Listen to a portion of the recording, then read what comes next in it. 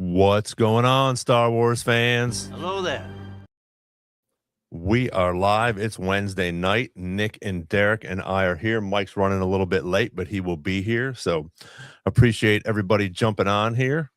Hopefully we'll get some people to come on. Yeah, there we go. We got two people on there. So there we go. What's going on? We got Michelle and Lil, and Max Rebo is here, of course. So everybody else that's jumping in here, say hello. Please let us know what's going on. If you guys, there's Lane. What's going on, Dad?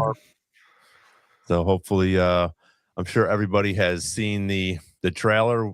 If you saw our thumbnail, and if you have not been living under a rock, you know that the Mandalorian and Grogu trailer, the real one, finally dropped out, which is fantastic, and we're super excited to talk about it. Hello, Jessica. Thank you for joining us. So, yeah, there's two. So there's a horizontal and a vertical for like Instagram and then YouTube and all sorts of things, fun things like that. I don't know. Can we get rid of that, or does everybody see that? I don't know. Like that? Well, I think people have to make the decision which one they want to watch, and I know people have gotten a little confused, but it's okay. Gotcha. And I think we only get comments from YouTube, correct? We don't get them from Instagram, or weren't. Well, yes, correct, but I have it on like on the other page here, but I always tell people to flip over to YouTube, but not many people flip over. They come on and then they roll out. So got it. But yeah, so we do have a poll up though. Oh, okay, cool. What is it? I can't see it. It says, "Did you miss Derek?" And the options are no and no, but saying it a little nicer. Oh, reply yes in the chat to stick it to Derek. Oh no! I was out in the middle of the ocean enjoying life. Looked fun. We even missed Nick last week too. Yeah. So we are back, but what we're going to do is Mike will be, like I said, Mike's going to be here a little bit later. And if you haven't already, then you've been living under a rock, but we're going to start this stream off and throw some comments in here while this is going on. Let us know what you guys think. If you're hyped up about this from 1 to 10 in the comments, how excited you are about this trailer.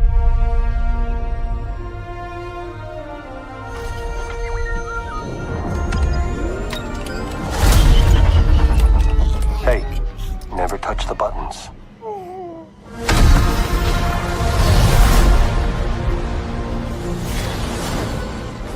I can use some information. Whoa, for this price, I'll tell you whatever you want. I'm looking for a hut. Close for the night. Thank you. Gangsters, war criminals. Long live the Empire. We'll take out every bad guy in your deck of cards.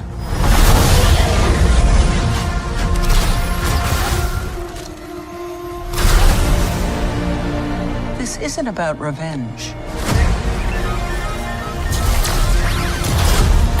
It's about preventing another war. Strap in.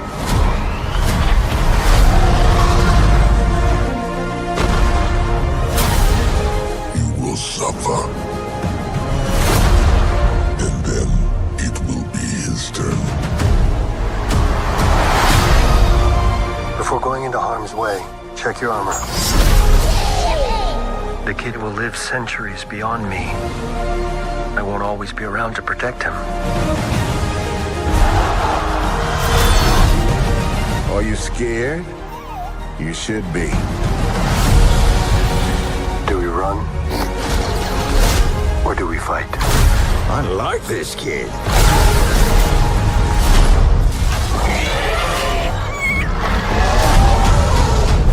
What are you waiting for?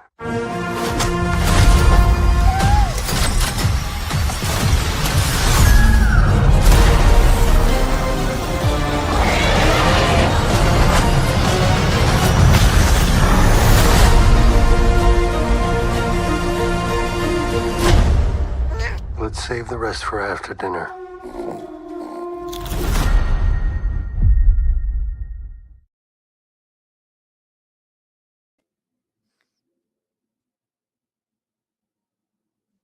That's my favorite.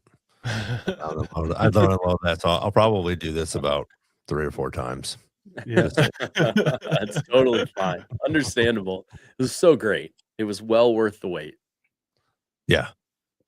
Yeah, Embo, like Jacob said, it's going to be amazing. I think this is so what we've been wanting, so what we've been waiting for. We still don't have. I don't think. We're still going to have more bad guys. I think. I don't think the Hutts and Embo are going to be the biggest bad guys. If you guys haven't watched it already, whoever's on the channel, if you haven't seen Mike's breakdown of this, go check it out. He breaks it down really well. He'll be on here in a little bit, but I thought he did a great job with it. There's so many Easter eggs in this, everything that's going on in it. What do you guys think? Derek? Oh boy. Well, I loved it, first of all. I'm also like going back to the commercial that was in the Super Bowl. I thought it was hilarious. Like I thought the play on the Budweiser Clydesdales and stuff like that. I know people were upset; they wanted more. I'm like, we always want more. I thought it was funny. But as far as this goes, I love that they showed us so much without showing us absolutely anything. There was some stuff that we've already seen, a lot of stuff that we haven't, but it's still so vague, and I love that. And I love like the line of first you're gonna suffer, and then then it's his turn. But who's he? Like, we're assuming it's Grogu. But is it? Yeah, and that's how I was going back and forth with Mike yesterday because they think it's the Hutts. I almost think that it's Embo. I almost think that it's Embo there on the planet. I mean, again, we don't know what his. I mean, we know what his voice sounds like, and it might be different because when we bring things over sometimes to live action, they are a little bit different. So it'll be interesting to see who that is. But I think it is that the trailer magic that's just sort of pushing some of this stuff through. That's not going to be those scenes don't go together in some of them. So I think it'll be interesting to see once we get it. You know, who's saying that and what's going on. You know, the speculation now. You know, of Din dying, all this stuff. You know, Yoda with Grogu with the stick like Yoda, like the cane, him sitting in that forest meditating. So there's a whole bunch of stuff that's going on that I think is going to be fun to speculate about. And then once we get it, it'll be fun. What about you, Nick? Go ahead, Derek. I was going to say, and the Razor Crest, like, right. Oh, yeah. it's back and like prominently back. Yeah. Absolutely. On the first watch of it, I watched it a few times, just like you guys did, probably too many times. But I thought, not counting the Super Bowl trailer. So for what I'm about to say, exclude the Super Bowl trailer because I think that the style of that trailer was meant to be like a commercial, not like it was not a trailer. It's gonna look. Yeah, people No. were saying it looks like shit. It's like, well, sorry, man, I cussed. We're 8 minutes in already. People were saying it didn't look great because it didn't look like Mandalorian. It looked like a commercial. I'm not counting that one. I thought when I saw this trailer that it even like looked more cinematic than the teaser we got like several months ago.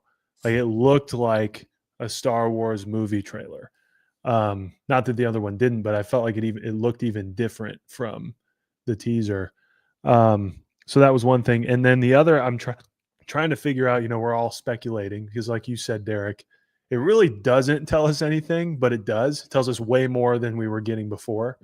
But, with like the saga films, the trailers are always big and they kind of show different insignificant or significant clips or shots of the movie, but you don't really know how to make sense of them.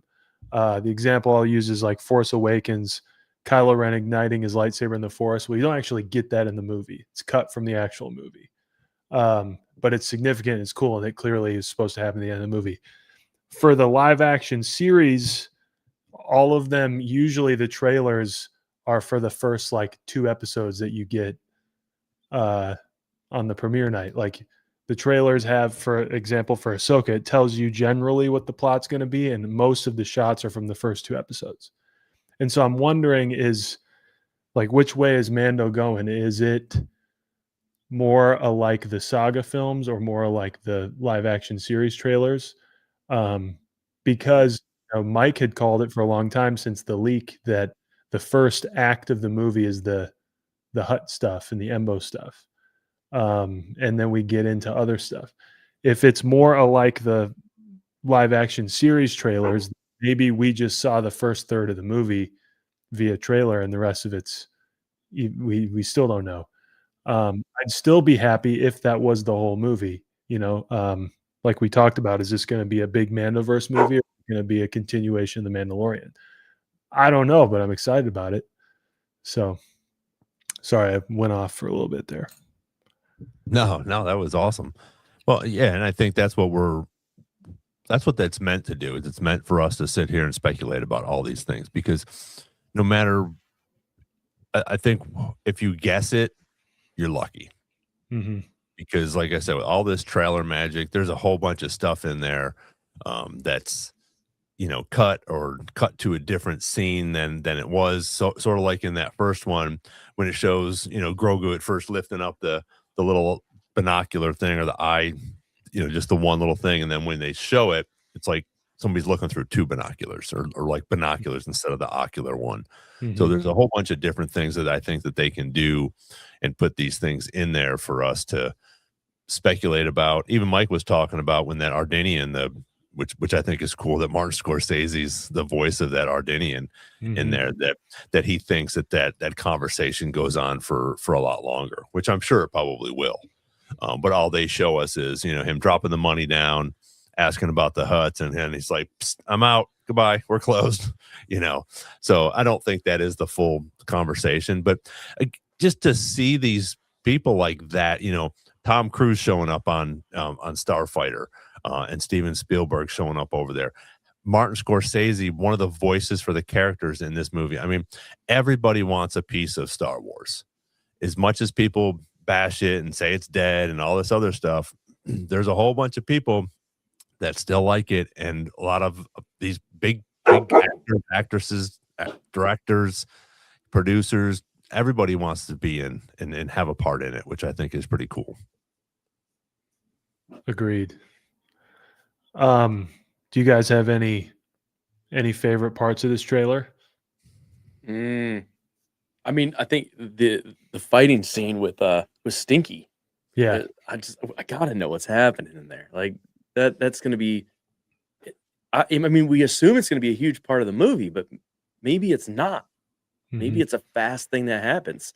Also, like, again, I want to know that, as they were saying, you're gonna suffer, and then he's gonna suffer, and it's like, I want to know who the other person they're talking about. Is it Zeb? Is it Grogu? And because I think that was put in there very specifically to make us think it's Grogu, but it's not. Yeah, and maybe it's Boba Fett. I actually totally agree with you. I think it's, on its face, you would immediately think Grogu, but they never do that. They don't do that kind of thing, Yeah. Right. Well, you guys know what my favorite part was.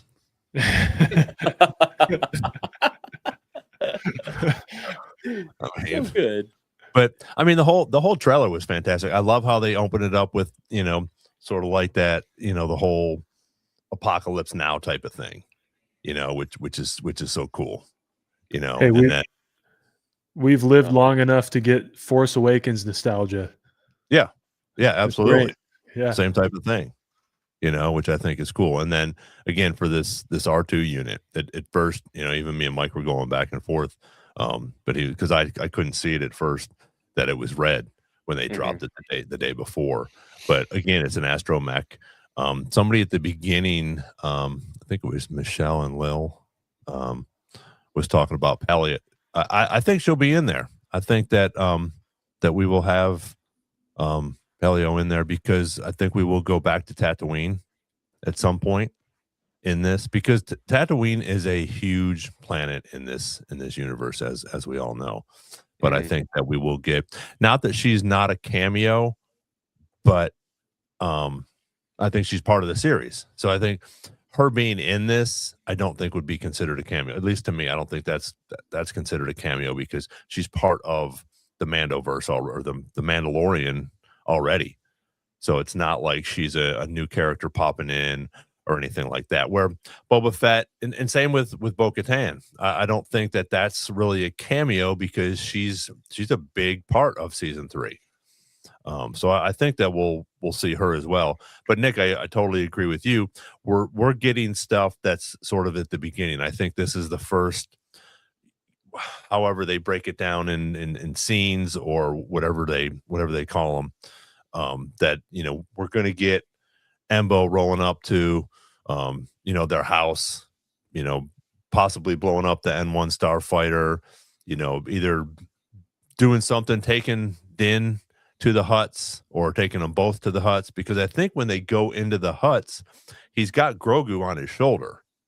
Is what it looked like, but maybe not. But so I think that's, like you said, they're just showing us some of this first few, maybe even the first half an hour, first 45 minutes, that first whole play out with Embo and the huts, and then eventually we're going to get into some of the Empire stuff and the and possibly Thrawn. What's your guys' thoughts on that? On Thrawn? Bring it on. Yeah. Bring it on. I personally don't think we're going to get Thrawn. If we do, I don't think it's going to be a lot. Or like, I just don't foresee him like maybe being mentioned, but I don't know that we're going to see him. Yeah, definitely mentioned, I think, especially by the end of this. So, because we're going to have a protagonist again. And if you have the Shadow Council, they're already talking about him, I think that little what I perceive to be maybe a Shadow Council meeting in the trailer. I think we might get a mention of him there. Or even like a non-mention that people like us and people in the chat would pick up as, oh, they're talking about what's going on in Ahsoka, without explicit, maybe some subtext there or whatever. But I might be getting ahead of us by bringing this up, but I feel like we all kind of made a prediction of Grief Karga going down because of us losing the great Carl Withers in real life. And I remember us kind of putting down the idea that would set him on a little bit of a tear. And by the sound of his dialogue in this trailer, basically, give me every bad guy you got, we'll go get him. And Sigourney Weaver talking about revenge, I'm kind of leaning toward the Hutt thing and whatever Embo's doing on Navarro, if he is on Navarro, kind of being the big catalyst to whatever the rest of the story is going to be. And I kind of, not to compare a movie none of us have seen to Empire Strikes Back, but it strikes me as like, if you made an Empire Strikes Back trailer today, I could see them basically 75% of it being Hoth sequences, right? Yeah. And with little clips of like maybe tidbits of what happens later, but with misdirects, as we go. But anyway, all that to say, I think what we saw was more of a catalyst, and eventually we get into more of the like why, the Mando's after stormtroopers, saying every Imperials, all the bad guys you got. Like, I think the Hutt thing, and then possibly losing Grief Karga is the catalyst of the whole movie to get it moving. Yeah, absolutely. Because in this one, I don't think we see much snow, right? We don't see the AT-ATs. We don't see much snow in this trailer here. So again, now we have to get to that part where that's probably going to be where the Empire is, in whether it's Hoth or Ilum or wherever, but we don't see anything in this trailer. So you have that again, probably going to be towards the middle or towards the end. But this one here is just, like you said, Nick, just going to be the first 45 minutes of the first whole, couple scenes or whatever you want to call them, where they get into it and start it off. I thought it was really cool too. I can't exactly pull it up, but there's that spot where the one creature busts through the door, and up above in I guess in Arabic it says, what does it say? Weathers Apollo, which is which is a Easter egg for Carl Weathers, which I thought was pretty cool. Wow. But there's so many things in here that they're referring back to.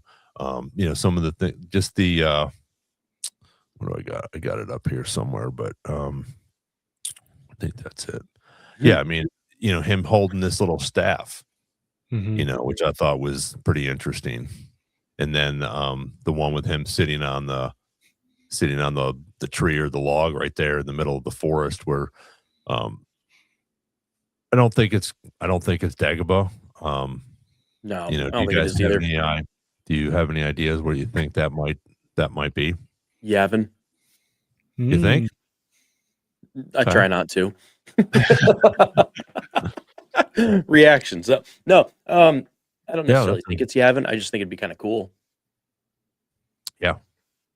Yeah, that would be a cool throwback as well, which will be, and I think we're going to get a bunch of new planets in here as well. Maybe not a bunch, but several new ones that we maybe haven't gone to yet. And it'll be interesting to see what they do with, being on, the hut planet. Was it Nalhutta? Nalhutta. So I think that'll be interesting, because even in the trailer, when they show their castle there, I thought that was pretty cool. I don't know if I have a picture of that or not, but I thought that was, here we go. And it almost looks like the whole, the Jabba type of thing, but these freaking guns on here, I mean, are pretty awesome. The cannons coming out of there, but they have that, it's like circular top, like we see on Tatooine at Jabba's palace. So obviously this is where, and again, like you said, Nick, at the beginning, this is all probably going to take place there. They're going to come in, obviously I don't think they're going to, if Din does die, I think it's going to be obviously towards the end. If they kill him off in this movie, which I'm still not sure if they will, or and if they do, I think it'll be at the end, because then that will be the cliffhanger in reference to the trilogy that we will hopefully get. Yeah. And I'll also throw out there that there we go. No, thanks. I'm going to highlight what Austin said. I'd be cool with this too. Like, I'm not saying that I'm certain the hut stuff is going to be the first third of the movie, but that's what it feels like to me, because it does seem like from the last trailer, we get a lot of we get a whole AT-AT walker in this thing, right? So like, there's a whole other element to this story that's not barely even addressed in the trailer. And I feel like they typically give you what they're okay with giving you in these trailers. And if they're okay with giving us this bounty hunter, gladiator, crime syndicate stuff, then I think it's going to be a really cool catalyst to the first third half of this movie. But I'm with Austin on this. Like, I'm totally cool with this staying grounded in the Mandalorian, right? Like, of course, we would all love for this to become an Heir to the Empire trilogy, but I'm okay with this movie, like, expanding on the Mandalorian series itself. Right. And we can make the inferences on how that relates to Ahsoka and Skeleton Crew and all that, the way that we already have been, But absolutely. Well, and I think what's fun about this is it's sort of obviously taking our attention and going to this trailer and going to Mandalorian and Grogu, and we got Maul coming up in a month. Yeah. Again, this whole year for Star Wars, I mean, we always talk about it. It's a great time to be a Star Wars fan. This year is going to be amazing when we go into the Maul series, and I think Mandalorian and Grogu are going to leave us with some questions that will be answered in Ahsoka. I feel like that once we're done there, it's still going to leave us with a cliffhanger that we're probably not going to get the answer to in Ahsoka. But when Ahsoka comes out, there will be some questions answered, and I also think that we will continue some of these stories, because it will be set into that trilogy. Hopefully, if we get that afterwards. Now, You know, here's one thing I was just thinking. You asked where I thought Grogu was in that picture. What if it's Batu? I'm still waiting for something on screen, whether animated or in a movie, to have Batu. And now with them switching the timelines and just kind of opening that up, Rise of the Resistance is still in that area. Yeah. So it could work. It could work. Let us I have would, Batu. I was gonna ask you if you thought the opening, Apocalypse Now and our R2 unit or R unit kind of like clips give you a Batu vibe at all. Like they're Hmm. kind of evening in Batu. Hmm. I feel like it's weird for them to say this is happening right off screen, like overtly say it about the park. You know what I mean? And then to change the branding of the Smuggler's Run. I think it's Right. weird for them to say that without it meaning anything. I know. That's what I keep going back to. And then, like with on other Disney news, like it's getting leaked that that Villains Land is coming to Magic Kingdom. And supposedly Josh Tomorrow, the new CEO or about to be new CEO, said like, let's scrap most of this. And I want you to get your most extreme, craziest ideas that you can come up with. Money's not a problem now. Whoa. Oh, whoa. Like, oh my gosh, could that happen to Galaxy's Edge? There is room to expand, at least in Florida. Like California, they'll always figure it out. Mhm. But, could they expand it? Yeah. One of their best attended places. So Well, and I let's think do it. it'll definitely, with this movie coming out, I mean, how cool would it be, especially like we were talking about, if they do bring Batu in here? These, well, the fans, but even the younger fans, when they go to Disney World, they're like, oh, this is where Grogu was. This is Batu. So I think that will be a great position for them to be in, and a great spot for them to, a planet for them to add to this, so that you can go and be like, oh, this is where we were. We're right there, and the kids That's what use I their want. imagination anyways. Oh yeah, I want absolutely. that big time. We'd all want that. I would also argue, you know, that this is going to sound crazy that I'm like negating the original trilogy and, my prequels and all that. But like in this decade, probably the most marketable thing that you could attach the park to is The Mandalorian, right? Yeah. To kids, to Oh yeah. families. Like, yes, you could make anything into original trilogy and everybody would love it. But for the 2020s, man, that IP of the Star Wars IP has dominated like the zeitgeist of just casual fans. So I feel like it's a big opportunity with the movie to actually tie it in. Yeah, I think it would be good, but just like with Mandeline, I mean, her favorite was the sequels, Mhm. but she's also started watching with the Mandalorian, because Yeah. it came out sort of in the middle there. So Mhm. this is what some people are just starting out with Star Wars on, is the Yeah. Mandalorian, and getting into it, and then they're going back, in to see that. So what's going Yeah. on, Chopper Base? Thanks for joining us. That's a really good question. I'm interested to see how they redo the cantina, Mm. because they're doing an update to Oga's now. They haven't said if it's just a refurb and like just making it nicer, which is probably what's going to happen, or if they're going to change a couple elements, because people love when characters walk through there. It's one of their favorite things. Now they're very small spaces, but could they be adding something else? If they take DJ Rex out, I'm going to lose my mind, because he better be in there. If you haven't listened to like the DJ Rex mixes on like YouTube or whatever your streaming services are, you have to. They're so good. But yeah, personally, I don't think they're going to change anything. I think if anything, they might add a few little Easter eggs throughout the cantina, but I don't foresee it being a massive change. Yeah. They do have so the rumor is there's a restaurant in the space, in both spaces, that has never been opened. Hmm. Oh, really? Yeah. Like, could they do something with that? because if you look at the way the buildings are designed, there's people that have like, this is where this was supposed to be. And I have asked some friends that I would still love to get on the show that worked on Galaxy's Edge, that have a picture of them in the Millennium Falcon, like actually in it, if they know what's back there. And they said they can't tell me that. And I don't like that answer. It's funny little things called NDAs. Yeah, because they let some stuff slide, but not that one. Yeah. It's there, isn't it? Like, just blink twice. Come on. Yeah. So I'm gonna ask you guys, do you think let me see if I can pull this guy up here.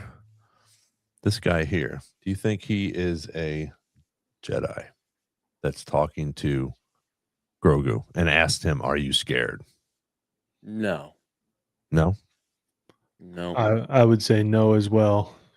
Okay. Because I think again, like I was saying, when we come over from canon and different things like that, I wonder if it's a different version of Yoda's master. You know what's funny is I was going to ask you to look up Yoda's master. Yeah. They look a little different, but I get what you're saying. You know, That guy I looks sick, though. I wish he looked like that. Yeah, I saw it on another podcast today that they were talking about that, and I just thought it was interesting between the two of them. You know, if it's sort of dark in that one. Sorry, I tried to lighten it up, but between the two of them, you know, that's the Yoda one. But be interesting to see who that is. Yeah, and Because, and again, like where? Grogu. Yeah, and like where is that? Is that Right. in the same place of him going to that cave, or is it a completely different place? Or Right. yeah, the reason I don't think it's Dagobah either is because there's enough like sunlight or natural light coming through, Mhm. which Dagobah has none. So that's my reasoning with that. I also never noticed in the trailer, Ron, could you put the guy in the trailer up again? What do you mean? Oh, yeah. Yeah, let me see if I can find the Is better he picture. sitting in a chair? It Yeah. looks like it. Yeah, I he's didn't sitting in, like, a notice rocking that. chair or something. Okay. Yeah, which is sort of interesting. Yeah.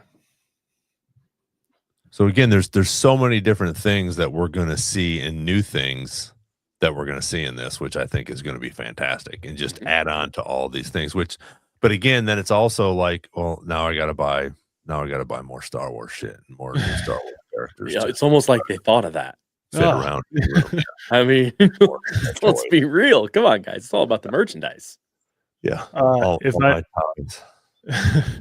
if I may put a bookend on the "is this guy a Jedi" question, Mhm. I think it's hard to outdo the Jedi that Grogu meets being Luke Skywalker, Mm-hmm. and I think they know that.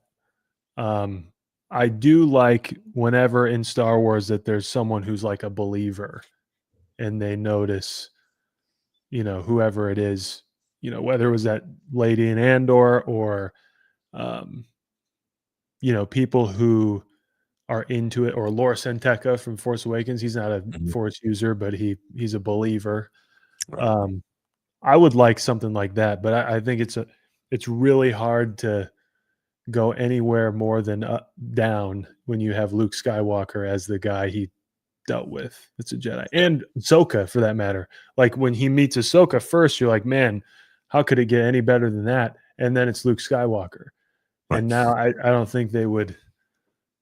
I think they're been there, done that on the Jedi finding Grogu thing. Yep. Yeah. Well, and they even talk about him using more Force powers because he's gonna because being for Luke and now being as a Mandalorian apprentice or whatever you want to call him, I think it'll be interesting to see what's going on with him and who these new characters are, because obviously that's a character that understands him, Grogu, and it'll be interesting to see if they're talking about if he is a believer. Because we have another master in Maul, the pink or red Twi'lek or whatever. I mean, at least we assume that that's a master, and it probably he or she will probably end up dying by Maul. But there's got to be some more out there, and it'll be interesting to see where they are and what they're talking about. And are we going to get another flashback from Order 66 to find out where Kellerman Beck, took him? There was speculation. I was watching something that he was taken to Naboo. And then how did he get from Naboo to with the pirates on shit? I can't think of that the planet that where Mando found Grogu. But Max Max Rebo, help us out. Yeah, Max, how did he get there? How did he get there from wherever, whether it was Naboo or wherever he was from, wherever Keller and Beck took him? So, Now, in that clip where that guy's talking to Grogu, is there actually like you can see both of them in one clip, or is it just a back and forth? Right. No, I got because I'm wondering if it's like a Vela 7. I'm wondering if it's like, is he talking to Grogu and someone else or someone else? Again, like the misdirection of who's talking and who they're talking to is so important because they've done this in all the trailers where it's like they're saying something and it's a key piece that they're saying in the trailer, but it's not to who you think it is. Or it could be nothing. Like he could just be the guy that's been stationed to sit there while Grogu's chained to some, like who knows? Right. Yeah. So yeah, here it is. Right. Well, yeah, you can see Grogu down here in the corner. Mm-hmm. Okay. And then hang on, I got another one, which is this one here. Here, let's put this a little dark too, but you can see Grogu right here, and that's that same. So yeah, so he is talking to him, but like, yeah, is he there alone? He probably is. Maybe he's not. Maybe he was left there. Yeah. No. Well, and that's a speculation too. A lot of people have been talking about that. We see them together, but we also see them separated. Mm-hmm. So it'll be interesting to see, how they get separated. The whole Anzellan thing. I think it was Mike that was talking about that possibly if Din gets taken, Grogu's jumps on with the Anzellans and he heads off to help out, get Din back. Mm-hmm. So it'll be interesting to see when they get separated and, what happens when they do, because obviously as he talks about, that Grogu's going to be around a lot longer than, after he's gone and he won't be able to protect him, which at this point, I think, especially by the end of this movie, I think Grogu's really not going to need much protecting. So if Din does go, then, it'll be interesting. And I even brought that up last week with Mike, does Grogu maybe go a little dark when his, father, dies or gets hurt? Because like we were talking about the whole scene with him and Cara Dune, when they're arm wrestling, and then Grogu's like, hey, she's hurting my person. So I'm just going to force choke her, Also, is she going to show up in this movie? I don't think so. She's got a big fight coming up now. I know. Let's talk about that. I'm so excited about that one. Her and Ronda Rousey, which I thought was sort of interesting. So I don't know. Maybe she did it before, when the whole Disney thing, came up, and we were talking about, they were talking about, forgiving her or whatever, bygones be bygones, and everybody's all happy now. Maybe she showed up but I think if she did, I think she would have to have a pretty decent sized role in it. Unless it's at a funeral. Yeah. She's just at the funeral. She's a cop now in the story. So like, mm-hmm. She might not be in it a ton. Like what they're doing. Yeah, I feel like you can't have him die and her not be involved some way. Or frankly, anybody from this series that we haven't seen in the trailer. Like you said earlier, Bo-Katan is not, I would not classify as a cameo in this. Right. Right. even Zeb has already been in the show, and it'll be cool to see him actually do something. Mhm. But like we're expecting it.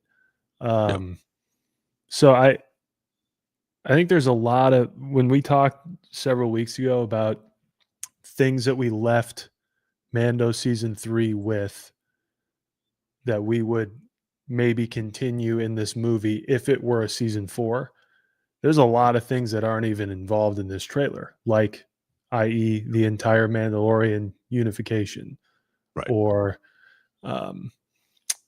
anything's going on with the New Republic. I mean, that was a huge part of the story. Now, to be fair, do you think that third shot of the trailer, is that Coruscant, or is that the place where they have the gladiator matches? Because I remember Mike asking us if we thought Coruscant would be in the movie, and we thought based on it being in a lot of season 3, it would be. And I thought it'd be funny if we already got it in the trailer. We're just done with it.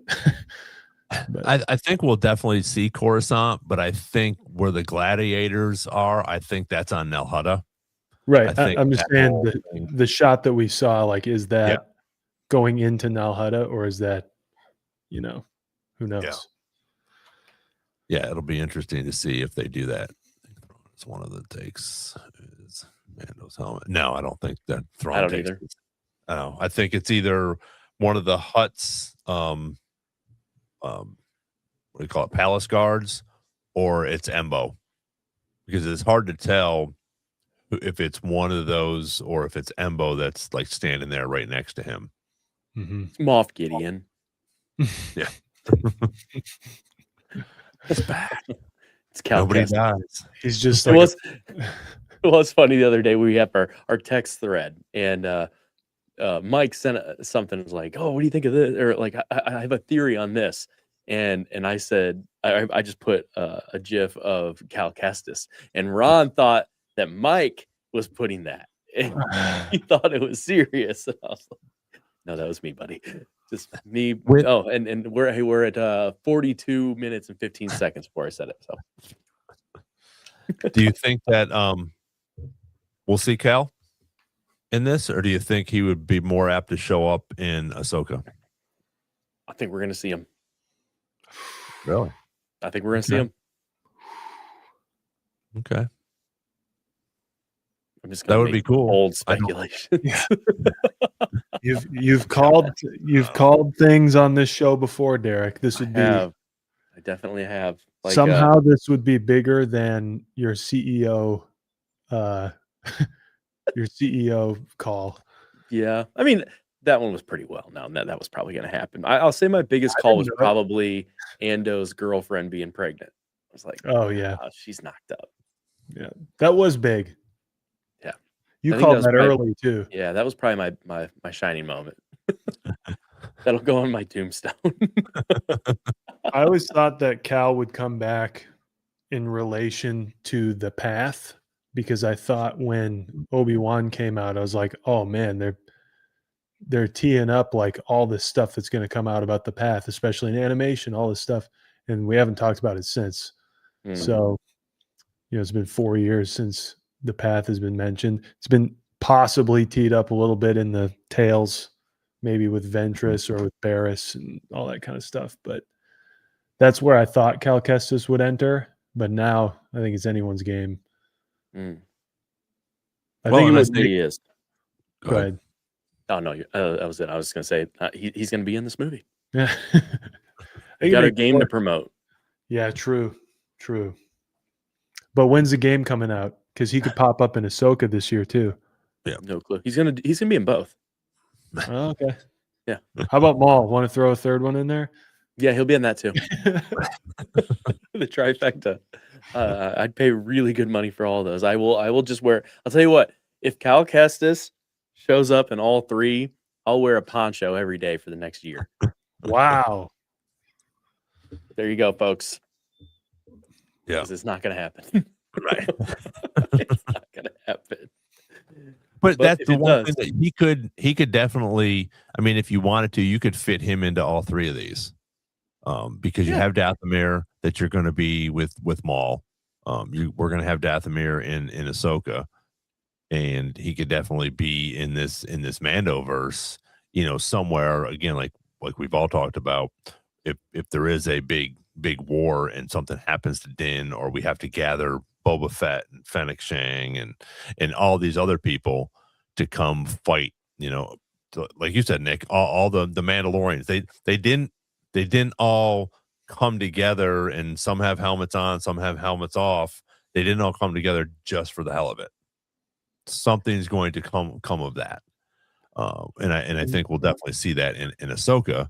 I don't know if we'll see it in Mandalorian and Grogu. Well, actually, sorry, that's the opposite. I think we will see it in the Mandalorian and Grogu because they're going to have some more people come fight. You can't just have the handful of Cobb Vanth and Fennec and Boba come, and maybe Ahsoka show up and try to fight Thrawn or whoever the Empire is going to be. You're going to have these Mandalorians that have started to reunite again. So and for better or for worse, you have to line up why they're not in the sequels. If we're making this story that this incredibly important group of people who are, proudest fighters in the galaxy just aren't around 30 years later, kind of have to see what happened to them. You don't unite them for no reason. But yeah. Well, and I don't know if you guys noticed too or have seen anything. So a lot of the Legos have been leaked out as well. Yeah, let's look at those. We have Carson Tava that's gonna be showing up, and then that the battle droid that has almost looks like a bounty hunter. Look at you. Nice. Is that K2? He doesn't have his ears on. Oh, it's my newest edition. Is that K2SO? Yeah. Nice. Pretty awesome. Nice. It's big. Haven't built it, but it's big. How many pieces is that one? A couple hundred. 845. Yeah. It'll take a while. Yeah. I mean, I still have 5 sets I haven't put together. I can't even put my studio together. It looks different every time I'm here. I was gonna say you got some nice dramatic lighting going on this time, Derek. Very dark side of you. No, right? With my did you see this? This is pretty awesome. Yeah. So my old the mirror. So this is back here is my old. Nope, this direction. That is my old scene, way in the back. So there's a couch and a drum set, and that back there, and all kinds of guitars and amps. So the scene is changing. There will be Star Wars stuff on the wall very soon. I promise. Nice. So have you seen that the battle droid with the cape on and everything? Have you guys seen any of that? I saw one run it is it the HK droids from Ahsoka? No. Those I have seen that they're in the trailer. Yeah, they're running across the bottom of the screen. Yeah, at the Hutt's palace there. Mm-hmm. So I think they're probably. I'm gonna say, do you think those are the Hutt's palace guards? I would say so. Yeah, that's what my first impression was. Yeah, I think one of the things that we're gonna get from this movie, if the trailer, is at least giving us something about the movie. So disclaimer there, but I think we're going to see how this sort of crime world or even bounty hunting world is infiltrated by the Imperial remnants in a way to where Din's just saying, I'm going to burn it all to the ground, because I don't think Din cared much at all. It was pretty indifferent about Empire and all that stuff before this, before he meets Grogu. And then he cares a lot, and he deems them bad guys and, all that kind of stuff. So I think something to do with this whole Hutt expedition has to do with why he wants to go after the Empire, whatever happens. And at the end of the day, we know that Elsbeth and those factions of things that are happening have access to those kinds of droids. And so I think this is my way too early take, is that we're going to notice a few Easter eggs of continuity between these factions that have kind of been our villains Yeah. in the Mandoverse, and that might be just a minor detailed one. Also, I'm sure they're expensive, and who else could afford them but the Hutts, you know? Right. So Mhm. Yeah, well, I didn't know this about Max said something about Carson Teva said he was filming Avatar during Mandalorian and Grogu. But again, yeah, we've talked about that before, where a lot of these actors and actresses aren't going to tell you. They're going to pretty much lie just because they have to. But I also think that when you have a Lego set with Carson Teva in it for the Mandalorian, it's pretty much a done deal that mhm. he's going to be in it along with that battle droid that almost looks like it. And I think when you see these droids that have a little bit more of a personality or actually have clothes on, that something's going on there with them. So whether it's a bounty hunter or who knows what it might be, I think it'll be interesting to see, and something cool where they've sort of taken a little bit of a turn on this, Roger, and now all of a sudden he's possibly a bounty hunter, or has some sort of personality instead of just saying Roger. So that'll be sort of cool, I think, as well. Yeah. Yeah. Let's see what else we got here. Well, and also, like, I was just brushing up on some of my notes as we're going through this, and talking more about like Embo and his background. So, like, he was part of is it the Krait's Claw, which was the group of bounty hunters that like Boba Fett would hire. Mhm. So that's where the other reason where I'm like, are we going to get more Boba Fett? I think we will in some way. But also that opens the door to Asajj, and also it opens the door to Maul. Like we have all these potentials. How do you guys think that's going to play out? And like, is Embo in there to cross all, like, at least Maul and this movie? I think that will be one of those things that we've talked about that gets a little bit of a jump starter from the Maul series for the movie. I think like the Hutts and Embo and all these people that are at least some significant part of this movie kind of have to be involved in the Maul story for how he's setting up his thing.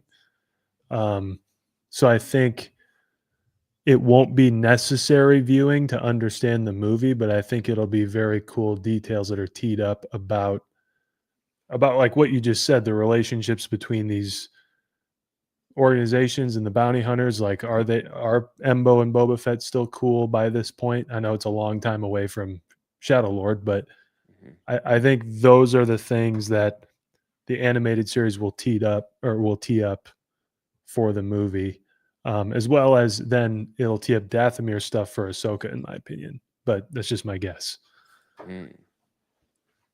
Yeah, that would be cool if they were to set up some sort of Embo thing in Maul before we get to see him in Mandalorian and Grogu, or at least give you some like context as to like really what's going on with the Hutts and all of that world. Because all we really know is that they're really powerful gangsters. The rest is kind of old canon. We still have to see it. And man, we've only ever seen a fat lazy Hutt. We're about to see like a full-fledged gladiator Hutt. But yeah, which I think is pretty interesting, because the whole rumor when it first came out, now that the Embo thing has come true, but when it first came out, it was like, Embo stole Stinky or captured Stinky or whatever, but obviously that's not happening. I don't think, because it looks like he's fighting him in the gladiator ring. So he's in there, fighting him. I think Embo obviously comes to Navarro, either takes Din or something happens and they get to the Hutts there. So that'll be interesting to find out what happens when they get there and how Embo's story plays into this. Is he just going to be there for this first 15-20 minutes and then once the Hutt thing is done, we're done with him? And same with Stinky, is the way he's fighting him in the trailer. I mean, it's no holds barred. Is he going to end up like his dad because he shoots that, the wire or whatever out of his, armor and swings around. So that would be interesting to see him get choked out by Din and die the same way his father did. And to your point earlier about Din and Grogu being separated, Grogu's got to be somewhere while he's fighting in that arena. Yeah. And does the absence of Grogu have any correlation or reasoning to why Din is doing it? Right? Like, can't tell by the trailer, but do they have Grogu and that's why he's doing this job for them? Or, we don't know. Is that what they're talking about when he's saying you'll suffer? I don't know. But yeah. Well, and Mike had a good point. He thinks that Din's going to get taken by Embo and brought to the huts. And then, so if he gets there and does whatever, or they tell him, hey, you got to go into this, this gladiator pit and fight, Stinky or Rada, whatever you want to call him, so maybe Din's or Grogu's not there yet. So maybe he's on his way. But because I think if Grogu's there, unless he's captured and somewhere else, but if he's watching Din, just like he did with the, was it the Matterhorn or whatever, right.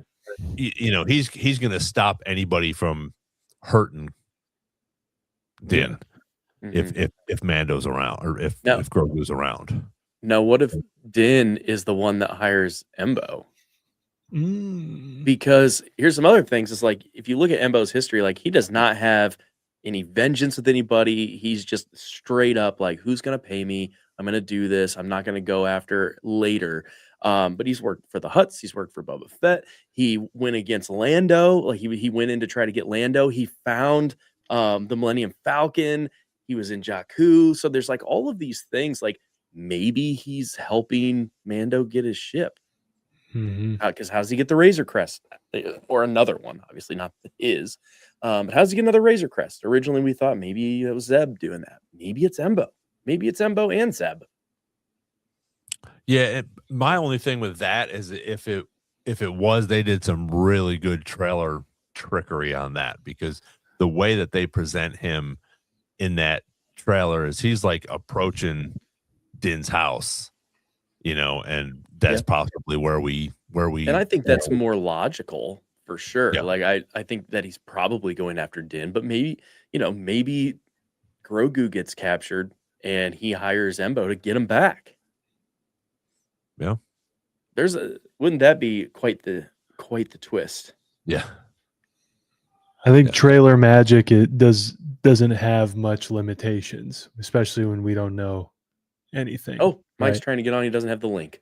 Oh, shit. All right. Swear jar. Yep. Another thing, to your point, Derek, he's not like a known link to any issues, so to speak.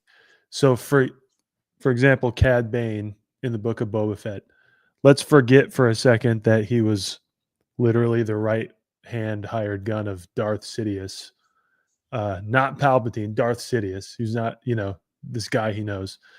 He still kind of gives off the vibe that it's not cool for Boba Fett to have worked for the Empire.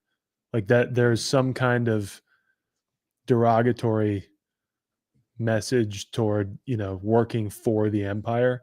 Now, maybe it's a throwaway thing that he's just trying to say to Cobb Vanth, but I don't see Embo working for the Empire. I don't see, and I could see how that influences their, let's burn the thing down. I hate these Imperials, whatever.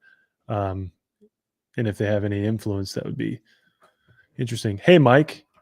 Gentlemen, how are we doing on this fine Wednesday afternoon? Hey, buddy. Evening? I don't even know what time of day it is anymore. Right. I have caught like the last 30 minutes on my way home. I did miss the first probably 30 minutes, but I'm excited. I'm excited to say the least.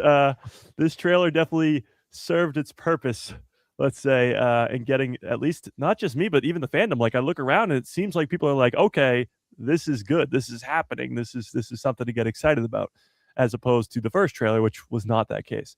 But yeah, so don't Don't let me interrupt. You guys continue. You missed my favorite scene. That is awesome. That is so awesome. But Yeah, I mean, I think I love to think I figured it out, but I don't think I have it all.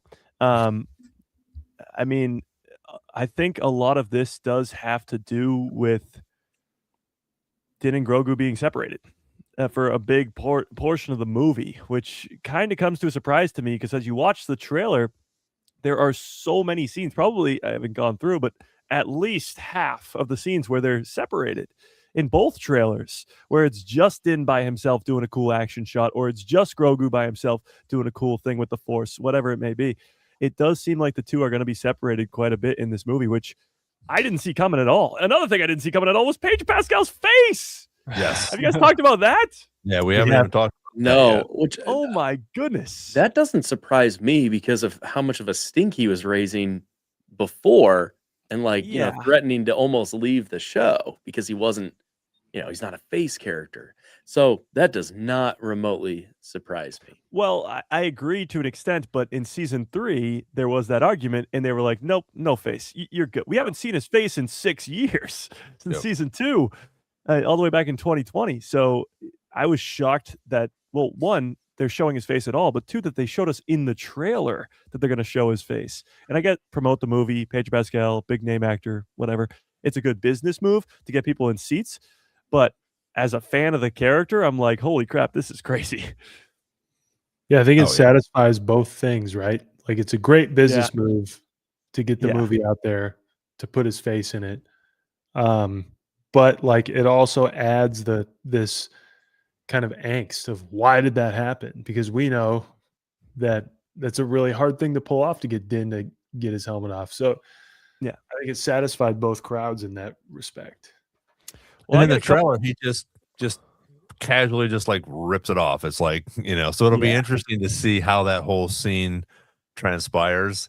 You know, if he's walking up, obviously, I'm sure his hands are, you know, handcuffed behind him or whatever. Yeah. But yeah, I was the same way. I was just like, holy shit, they just showed his face and just Yeah. ripped it off in the trailer.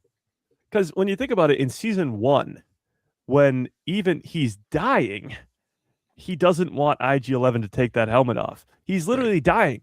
And so the idea that the Hutts droids or whatever can take it off that easily, obviously he's going to put up a fight, but it's very, very strange. And we talk about trailer magic on this show all the time.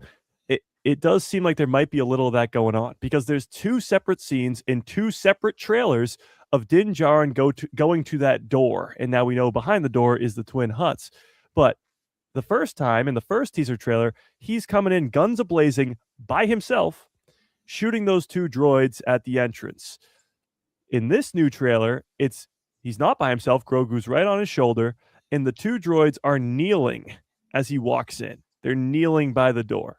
So it's like either there's 2 completely separate scenes where he enters this room, or they're lying to us and Grogu's not with him either time when he's getting brought before the twin Hutts. And honestly, my biggest takeaway, obviously hype, but the other biggest takeaway is how the hell are they going to fit all of this into a 2-hour movie or 2.5-hour movie or 3-hour movie or 5-hour movie? But how are they going to fit all this into a movie? When you look at it, all the stuff with the Hutts, it's cool and all, you know, not just the twin Hutts, but Stinky the Hutt as well. The gladiator stuff, the chess pieces come to life, all that. It's great. It's fantastic. Embo is probably related to that stuff and all that. There's still the aspect of the ice planet with AT-AT walkers. There's still the aspect of Grogu by himself training on some random forest planet. Like there is so much happening in this trailer that it seems like an 8-episode series. It seems like we have 6 hours to get to all of this, and we don't. Maybe that's just me, but what do you guys think of that? I don't know. That would It be is going to awesome. be an IMAX. Like, you know, it's powered by IMAX or what is it, forged in IMAX. Forged, yeah. Like, maybe they're going to make us sit there for 4 hours. I will not be upset. I won't be mad. Yeah. Yeah, I mean, what do you guys think? Do you guys think that this will be? I mean, because the majority of the movies are what, 2 hours, maybe 220 at the most. Yeah. So I'm going to say it's under 2.5. Yeah. So, but I think again, like we've talked about before, you can get a lot of stuff done in a short amount of time if they pack it all in there. And then, because like Nick was saying at the beginning, and we've talked about this before, but with the trailers and even with the live action trailers, they show you 2 episodes worth, episodes 1 and 2. So this is going to be, probably the first 45 minutes, maybe half an hour, where they're just rolling with it, because it's going to be they're not going to come out slow. They're not going to come out going, oh, here we are in Navarro and this and that. It's going to be boom, boom, boom, fighting and killing and, So I think, as much as I'd love to sit for a 5 or 6 hour Star Wars Mandalorian and Grogu movie, that would be awesome. I think a lot of it will go fast, and then we will get into the Empire. We'll get into these snow planets. We'll get into a little bit more of Grogu, being by himself when he's sitting there in that forest on the tree or whatever, or when he's walking around with his little stick.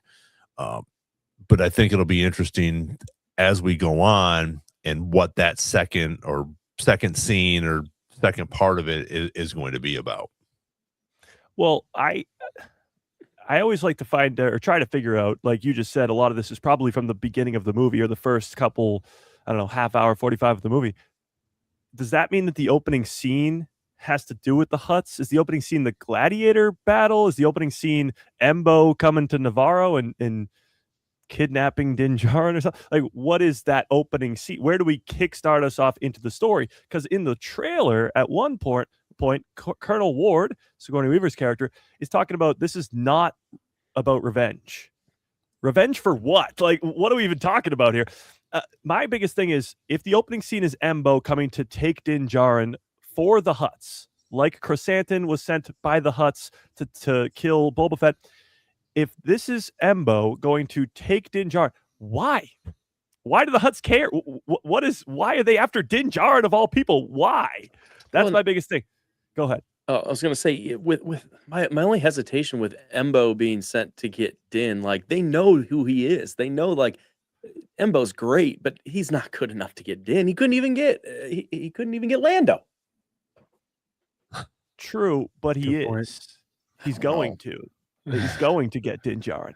I think The coolest part we is we don't know what he's even doing in this trailer, though. True. I'm just inferring that he's hired by the Hutts to go get Din Djarin, and then the next scene is him kneeling before the Hutts with his mask off. So they at least are making us try to think that, and it might not be the case. But I mean, Embo versus Din Djarin showdown is going to be epic, whatever it is, and it's going to be in the rain on Navarro, which is going to be sick. Do you think, because I still am shocked not many people are talking about this, the N1 Starfighter, do you think Embo is just going to blow it up in that scene so that there's no escape? Like, they have to get rid of this ship somehow. They're going to the Razor Crest. Great. Love the Razor Crest. But the N1 Starfighter is badass as hell, and it's like a sports car in Star Wars.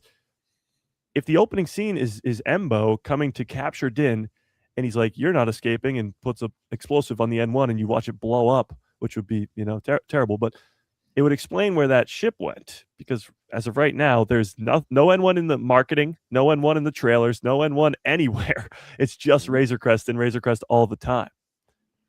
Do we know what Embo? Have we seen Embo's ship? Have we seen Embo in a ship? Well, he has that, like, flying saucer thing. Mm-hmm. I don't know if he still has it, but he did. Okay, you're right. Yep. Yeah, because I was wondering if he has a Razor Crest, and once he takes them to the Hutts, and then Mando goes and blows everything up and kills everybody, the two of them jump in this Razor Crest, and they're like, all right, we're out of here. So Jan said I thought Embo was employed by the New Republic during this. From what I was looking up and trying to cross-reference all of this, he was for a while, but ran out of money and became a farmer on Fallujah. And that's what part of the time. The timeline might be messed up. I was looking on like Wikipedia, trying to get it all in order, but I didn't have a lot of time. So, may I throw another suggestion for Embo out there? Please. Given what Derek said earlier about Embo having history with Boba Fett. An adversary of Boba Fett is the Hutt twins. Boba Fett might become, privy to the problems going on and sort of employ Embo to maybe get in the good graces of the Hutt twins, that sort of thing. Or Embo is now under the actual employ of the Hutt twins, has some kind of grudge on Boba Fett, knows Din's one of his boys, and this is the whole, either one of them.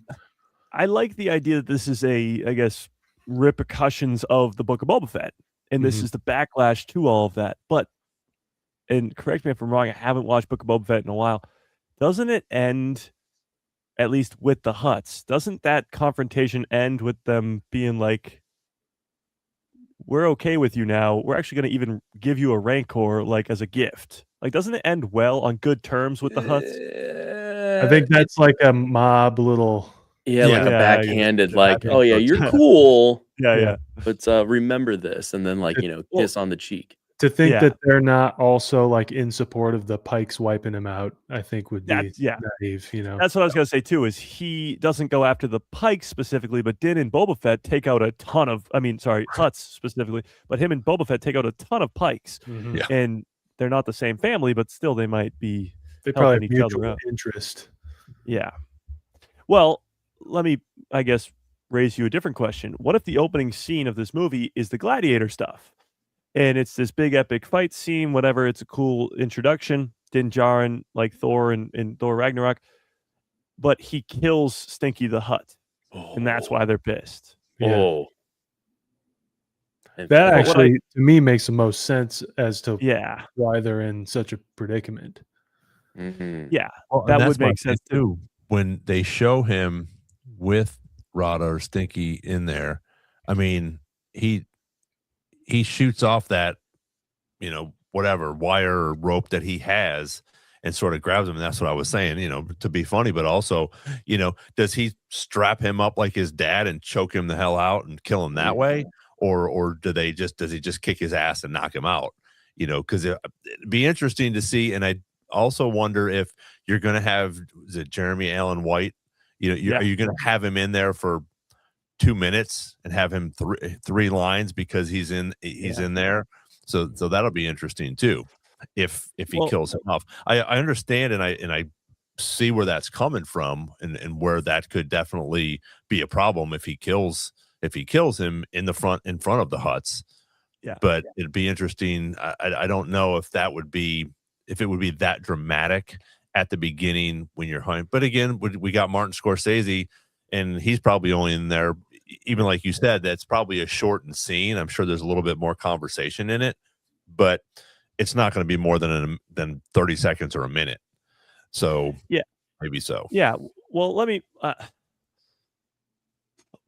right, this might be a little bit long, but bear with me.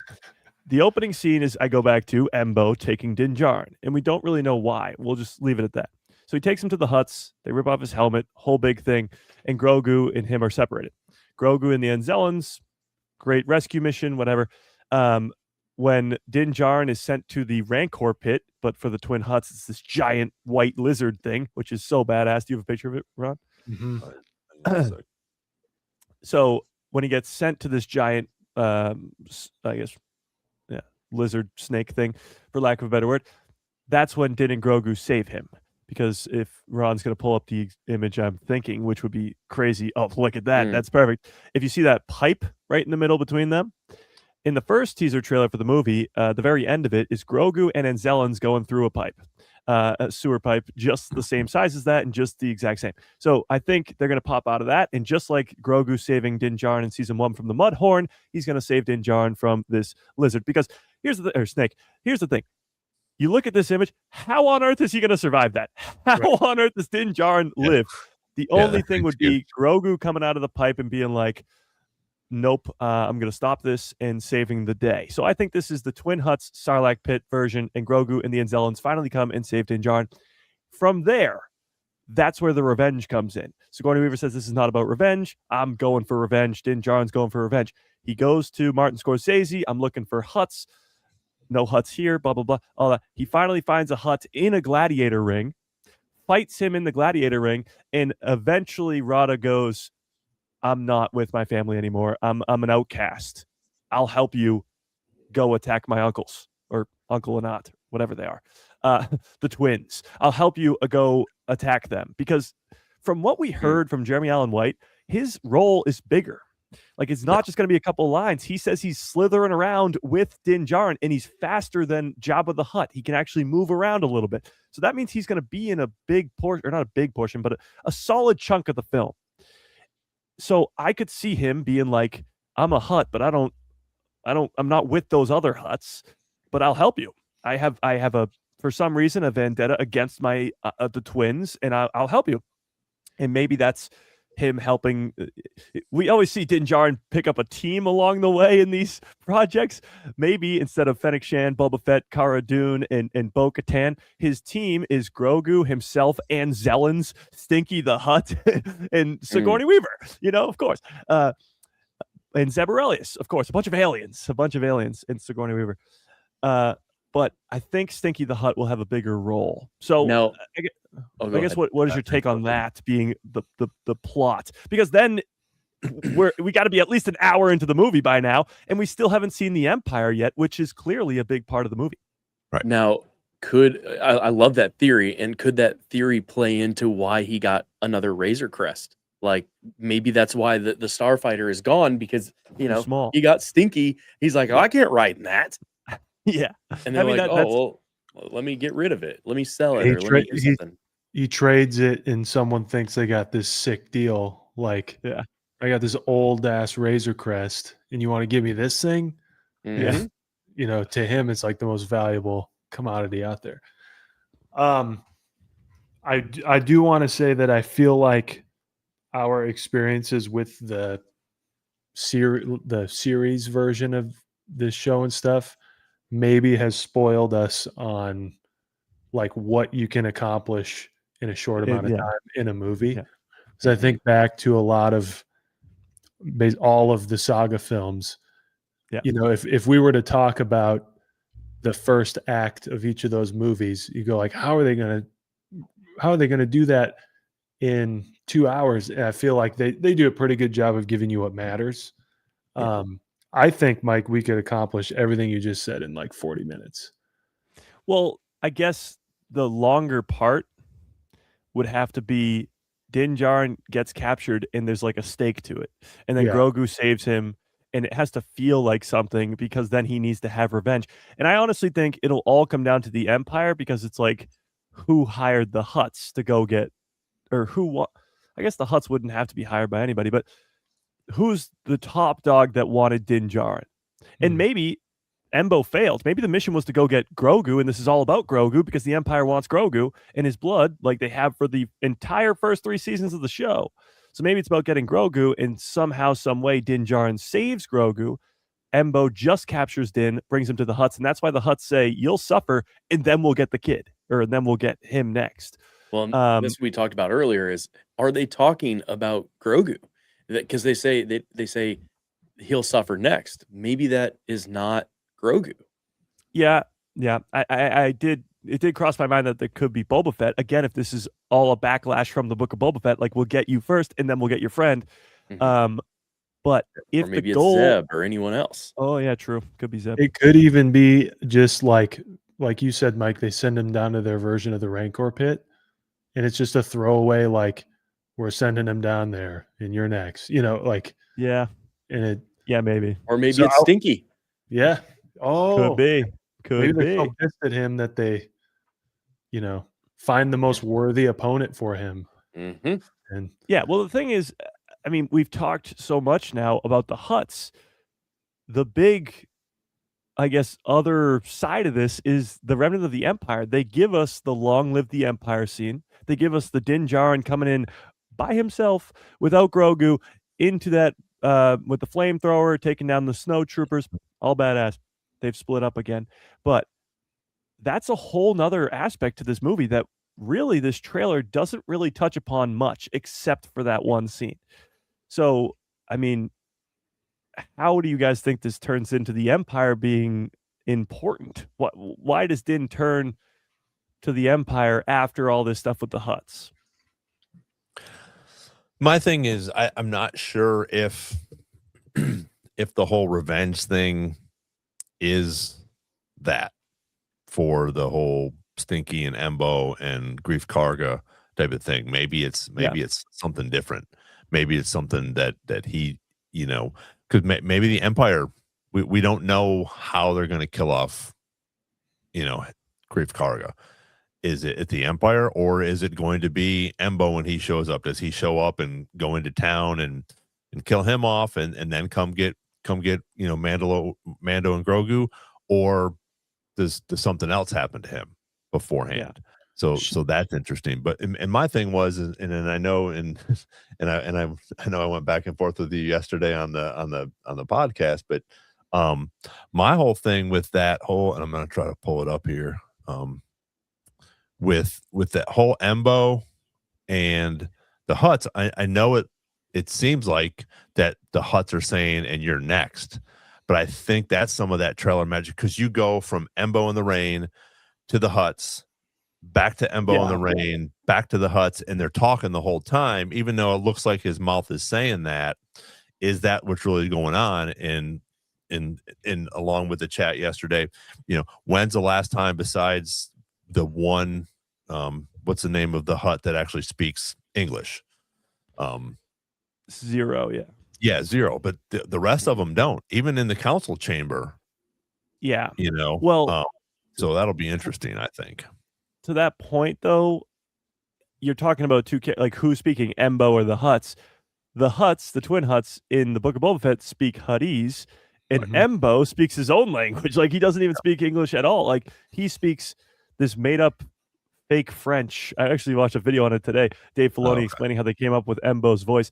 Embo speaks in this tongue that like no one else in Star Wars does. So it is weird that the line is in Basic or in English, but neither of the characters that could be saying it speak English that we know of. It could be the Hutts. The Hutts could be multilingual for all we know.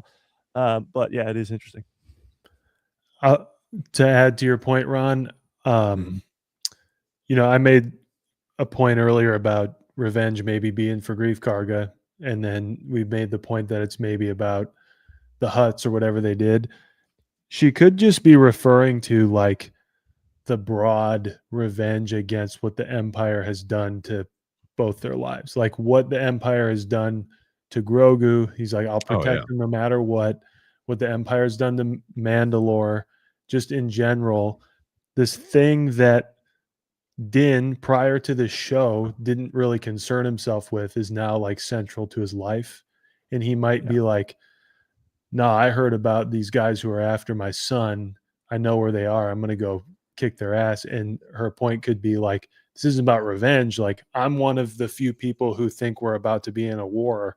So like, this isn't about getting payback. Like, we got to stop this whole thing. Like I could see it being broader because, again, like all of you guys have said, we don't really get a whole lot in the trailer other than little shots of like what the rest of this movie is going to be.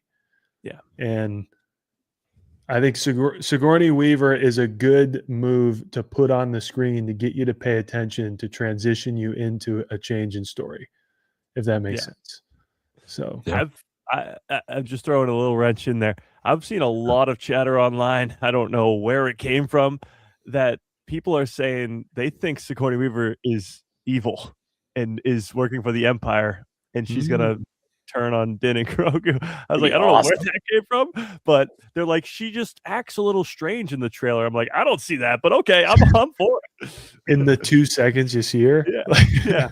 I mean, that's kind of her personality and like acting style is just, look at her in Avatar. Surprised to be sure. I mean, I welcome it. Obviously, I'm always about the Well, as Nick was talking about that, like I was thinking about the beginning of Star Wars movies, specifically the beginning of trilogies, because we all want this to be a trilogy.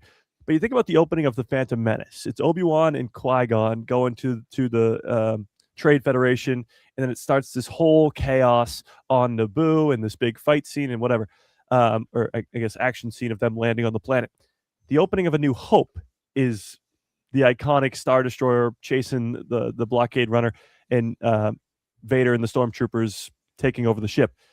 The opening of the Force Awakens is Kylo Ren slicing and dicing the old man Santeca, and that awesome, cool, epic scene. The opening scene of this movie has to be something that grasps fans' attention and just immediately, as Ron says, in a couple lines, explain what's going on and where we are. Even if there is an opening crawl, the opening scene needs to be maybe not action-packed, but put us right into the problem, right into the, I guess, reason we're getting a movie. Because right now, Embo and the Hutts, it sounds like season 4, and I need this to be a movie. I need this to be more important. And I think it will be. I think the whole Empire aspect of it will be more important, but that's why when I talk about like what's the opening scene, it's got to draw us into the problem in I guess why we're getting a movie in the first place, and not just to make more money, I guess. Yeah. Well, and I think so. Jacob asked here, I think we're going to see what's his name's dad in here Hux. as well. Oh, Hux, yeah. Huck's father's going to be in there. So I think, and I don't see any more recognizable faces because we're right in the middle of the Empire sort of has already been destroyed for what, 8-9 years? Because we're 8 or 9 years after, and then we still have a few more, 10 more years until the Force Awakens. Oh, we got 20. Yeah. 23 or so. It's like 32 years or maybe 30. So I think the only ones that we would see that we actually know, because we're not gonna see Grand Moff Tarkin, or Thrawn. Definitely not seeing him. Or no, we're not gonna. Somehow Grand Moff Tarkin has returned. Someone who actually. Never mind. It'll be towards the end if we see, or if Thrawn is mentioned, I think. But Moff Gideon. We're not going to see Moff Gideon, so I think the only one that we would see from the like that Shadow Council or the New Empire is going to be Hux's father, and then the one main character dude that was in the last season there. So I think those are the only ones that we're going to see, but I think it's still going to have a big impact on what's going to be at the end of this movie, because we're going to move into that after this whole Embo and the Hutts thing. So I think there's going to be, whatever they call them, 2 scenes. We're going to have that first scene with Embo and the Hutts and everything, and then, because I don't think he's going to bring Stinky with him to go fight the Empire. Yeah.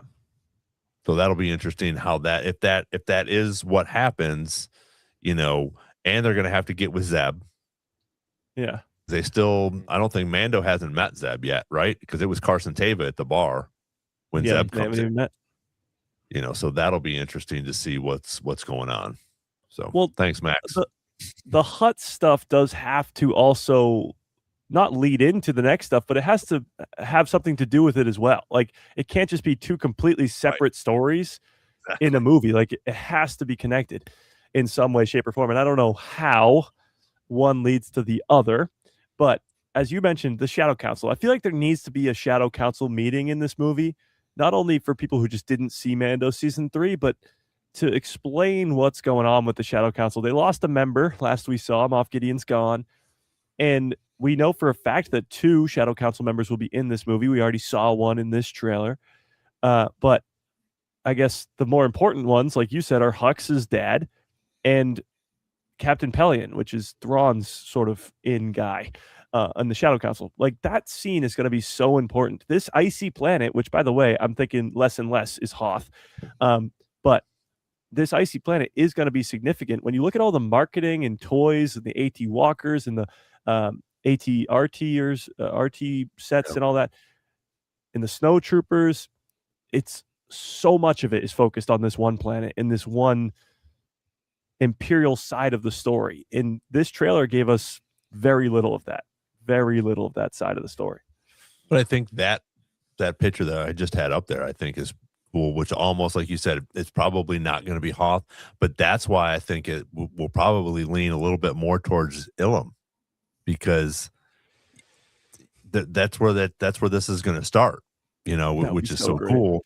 And they're also there. Oh, okay. Well, we're going to look for some kyber crystals, but while we're here, oh, now we can make this weapon. So that's why everybody is there. And you still have to, you're still building it. So they have to have started, or maybe they're doing the plans now for this. If I'm not mistaken, is it already under construction in the Jedi games? So it's been under construction since if that's the case, since the inception of the Empire. Yeah, I don't know if it's during the Jedi games, but if it's not, then it's shortly after that. It's before the end of the original trilogy. That's for sure. So it's already, by this point, they're already working on it. Yeah, they're already working on it for sure. So there would be an Imperial base there. Like this would make sense. Yeah. And there would be AT walkers, and there would be But I guess, and if they're on that planet, and like you said, and you've said for a while, if he dies, he's probably going to die there. If they're on Ilum and he has something going on, or they figure something out, this is like the Acolyte all over again. Because if Mando learns of that place, he's dead. Yep. You know? Well, it's sort of like Andor too, to an extent. Like Andor, I guess, eventually becomes the guy with Jyn Erso who send the Death Star plans up from the surface of Scarif.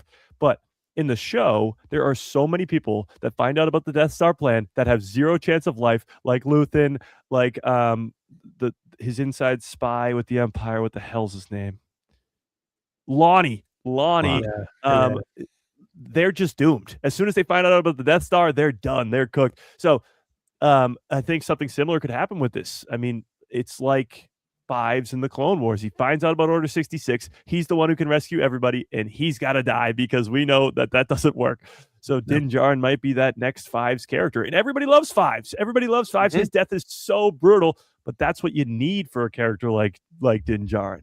You don't want him to go off into the sunset, like you want his death to be meaningful and impactful to the story. And imagine how much better that would make the sequels. When you watch Starkiller Base, which we really have zero attachment to right now, when you watch it in the sequels now, and you realize that Din Djarin could have stopped this if he had just survived, or if he had just told somebody or whatever, like that would be so awesome.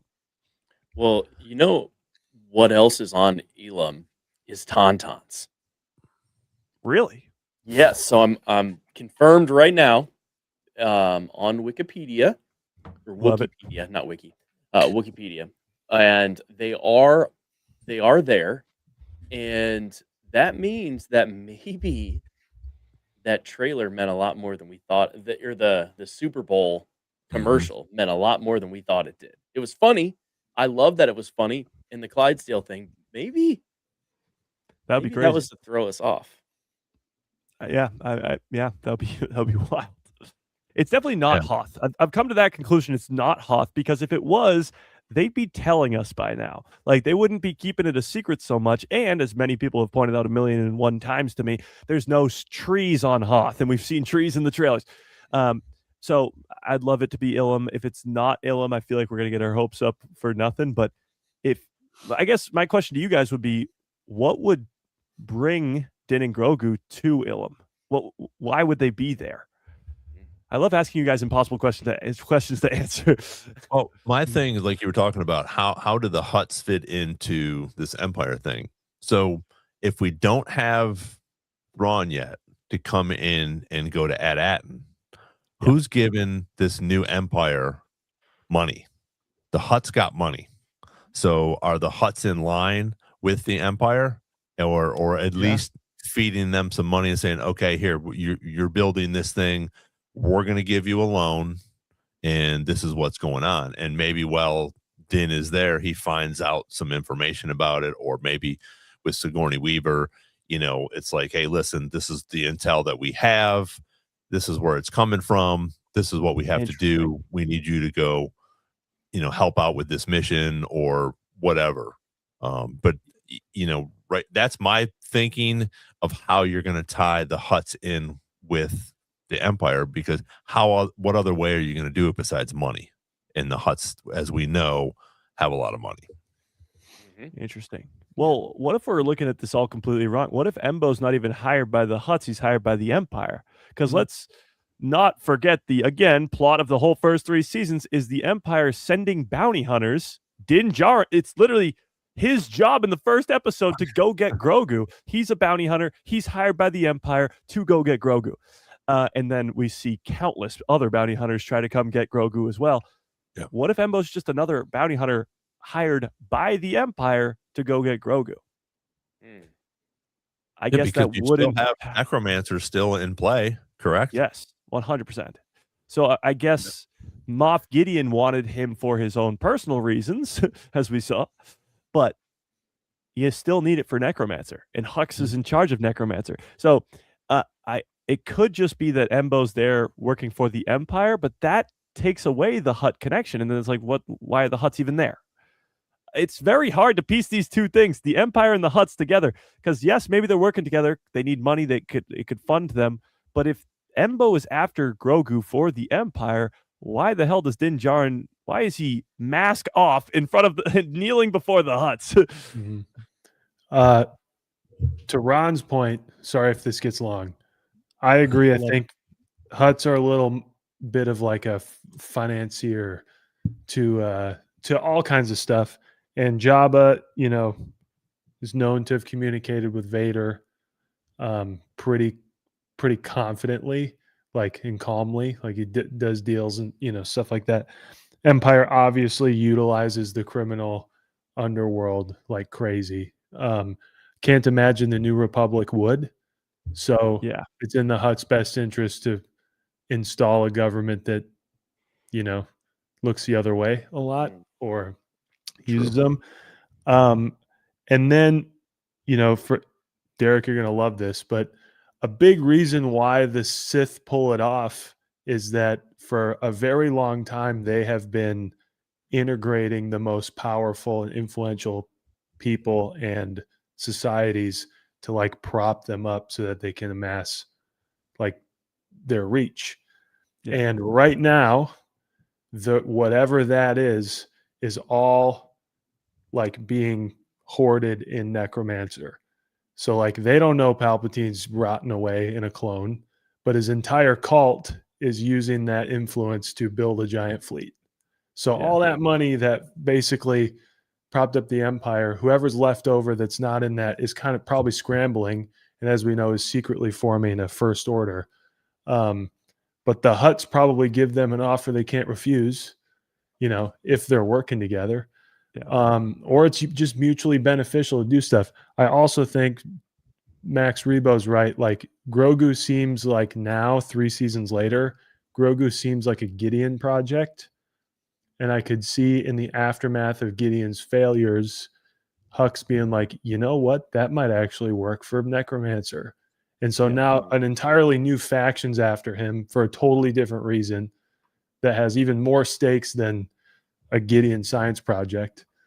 But then I will throw out to answer your question, Mike. What would bring them to Ilum? This is going to sound crazy, but like, could Grogu feel like the sentient pain of kyber crystals, of an entire planet of kyber crystals, and the inevitable bleeding of them that would occur from that process? So obviously it fires red, and I like that.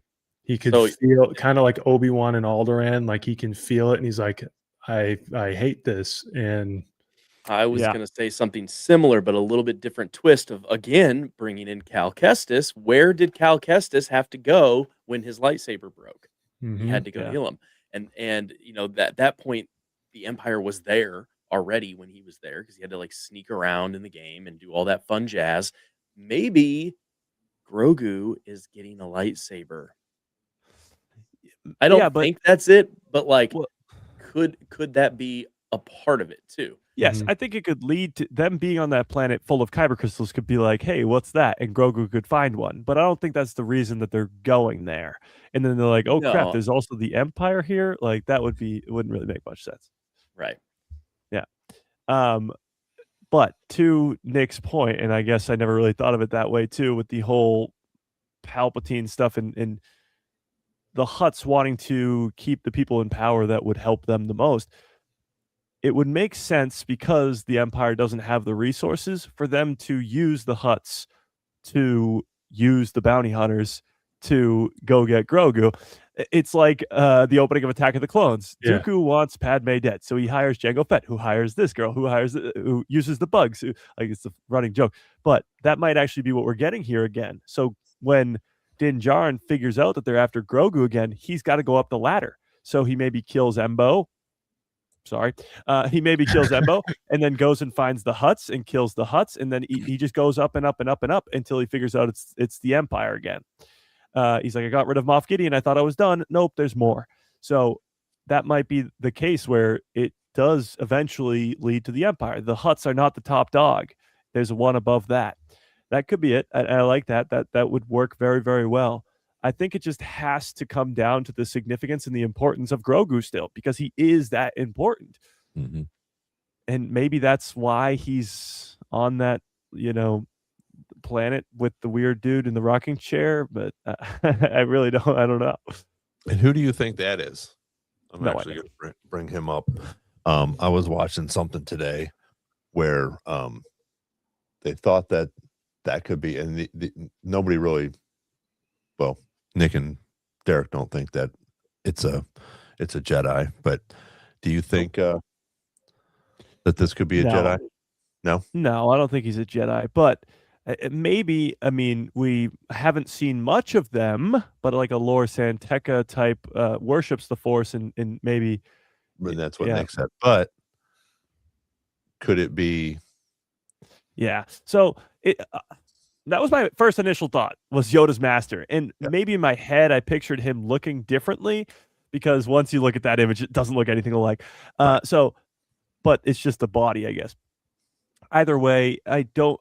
In my breakdown video, I literally was breaking down every single scene. So crazy. I get to those scenes with Grogu meditating, Grogu with the staff, Grogu with that guy in the rocking chair, and I'm like, look, I don't know. I have no idea what's going on here. It's so out of place. It doesn't feel like it fits any of the other story. Why is Din Djarin not there with him? Like, I don't know what's happening there. I don't know who this guy is in the rocking chair, but it's almost like, yes, it's a bounty hunter movie, but they have to also have the Force elements to it, and that's going to be the Force elements to it. I just don't know where it fits into the story or why it's even there. Yeah. There is one scene after this, though, where Grogu's swimming and Din Djarin is saying, this kid will live for centuries, and I won't always be there to rescue him. And as he's saying that, he's picking Grogu up out of the water. Mm-hmm. And it looks like the same planet. So maybe Din Djarin is there too, but to me, I'm almost looking at this like, what isn't it? And it's not Dagobah. It's not Luke's Jedi Temple. So where are they? Because that planet. I said that too earlier. That would be wild. That would be pretty cool. I like that. I know. It does seem like a planet, though, that's out of place. The ice planet, Navarro, Nal Hutta, looks to be maybe Coruscant or Nar Shaddaa. Either way, none of those planets look like that. None of them. So it's out of place, to say the least. I don't know. Those scenes. That's the thing. This trailer gave us a ton of information. Gave us Embo, gave us Hutts, and we are still so in the dark. We don't know. Like, we know a lot now, but we can't piece it together. I said It's like we have a 1,000-piece puzzle and we've put 5 pieces together. Yeah. It's crazy that, like. And speaking of appearances, like. I heard Nick say this when I was listening in. Bo-Katan. Bo-Katan should be in this. She's a main character in season 3. It's likely that she will be in this movie, but they're not marketing her at all. The only reason that we know or think Carson Teva's in it is because last week a Lego leaked out that had an X-Wing. The Lego was an X-Wing, and the 2 characters that came with it were Sigourney Weaver's character, Colonel Ward, and Carson Teva. That's the only thing that we have that Carson Teva's in this movie. Does it make sense that he'd be in this movie? Absolutely. He's in the last 2 seasons, and he's in Ahsoka, but they are keeping secrets, and they're keeping them left and right. So yes, the trailer gave us a lot of information, but there's still so much mystery around what is happening. And as we're piecing together over the last hour and 45 minutes, all this plot, there's still so much missing. And when the next TV spot, because we're not going to get another full trailer, I don't think, but the next new scene comes out, it could be another Embo type character, could be another person on that level of a Clone Wars character throwback, or maybe even Bo-Katan herself. that could be an appearance, and we again go, wow, we really know nothing about this movie. Hondo. Yeah. Hondo The and, Millennium Falcon. yeah. And Embo has history with Hondo and the Millennium Falcon. So There you go. let's go. I do the same thing as you, Mike, where you were saying you're kind of running through of what it isn't. Yeah. And I've been trying to figure out based on like season 3 Mando, like what are we done with? Right. For all intents and purposes, again, rest in peace to the great Carl Withers, but we're probably done with Navarro other than just getting out of it. Right. Yeah. Like, and then, but there still leaves, we were talking before you came on, like the entire point of the show seems to be all about the Mandalorians. And we got none of that in this trailer. We got one, the main one, or we spent a lot of time talking New Republic stuff in season 3, which really helped tee up Ahsoka in a big way. So I'm not saying we have to go back to New Republic stuff, but we see X-Wings in this trailer, which could mean nothing. We're expecting Zeb, which does mean something. We have Sigourney Weaver, presumably on the New Republic side of things. Like, there are things that it can't be, and there are things that can't not happen based on if we're taking the story of the Mandalorian forward and then bridging it to Ahsoka or whatever happens next. Yeah, and to your point too, and I'm glad you brought that up because I would have forgot completely. The opening scene of the trailer is that Apocalypse Now callback to the Force Awakens callback of the X-Wings and Y-Wings in the sunset, and it's a great shot. But that has nothing to do with any other shot in the trailer, Right. and it's what looks to be a pretty epic fight scene with a bunch of X-Wings, and we got nothing. Like there's. And yes, it does have to be a continuation of the story that we saw. It's got to be a continuation of Empire wants Grogu, sends bounty hunters, maybe Embo. It's got to be a continuation of the Mandalorians. It just has to be. And we don't get a lot of that. We don't get any of it. Well, and my thing is where are they getting this? When they get the Razor Crest, where are they? Are they? That's the are Adelphi base. Is it? Okay. Yeah. Well, when you see it from, I guess, the side, actually, I think if you press play, it'll show you. Is this the trail? Yeah, right there. Yeah. Oh, You see the barracks? you can see the barracks. It's the Adelphi base. And I heard Nick questioning this too. That planet, the city planet, it looks a little too dark and I guess Dingy. dirty, dingy for Coruscant. And maybe it's the lower levels, but it looks more to me like a Nar Shaddaa or something like the capital of the Hutt space. And that's probably more likely that's where Stinky the Hutt is. That's where all this, I guess, criminal underworld stuff is happening. But I still think we will see Coruscant in this movie. So maybe we'll see both. I don't know. I think we'll see a lot of them. I think we'll see some of these new ones. But I think that we'll see each one that we've talked about each week. Besides Hoth. Now, as we have seen, and even as Derek has pointed out to us with the Tauntauns being on Ilum, I think that is more likely to be the planet that they're going to be on. This snow planet, but to your point, we always talk about the galaxy map too, and the reason we thought it was Hoth for a big reason of it was because it's so close in proximity to Bespin, and Bespin is going to be in the Smuggler's Run ride, which and of course it makes sense because it's a snowy planet and would have an Imperial base on it, and we want to go back to Bespin. And Navarro is right next to both Hoth and Bespin on the map. When you look at the map, it's Bespin at the very, very like southern tip of the map, we'll say.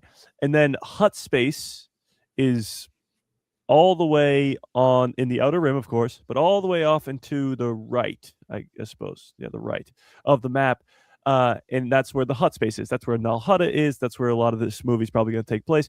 And then Ilum is all the way around, right next to the unknown regions in the outer rim, all the way in the northern side of the map. So pretty much, if you pick two planets to be almost the furthest apart from each other in the entire Star Wars galaxy, it's Ilum and Navarro. I guess the halfway point in the outer rim would be Hutt space.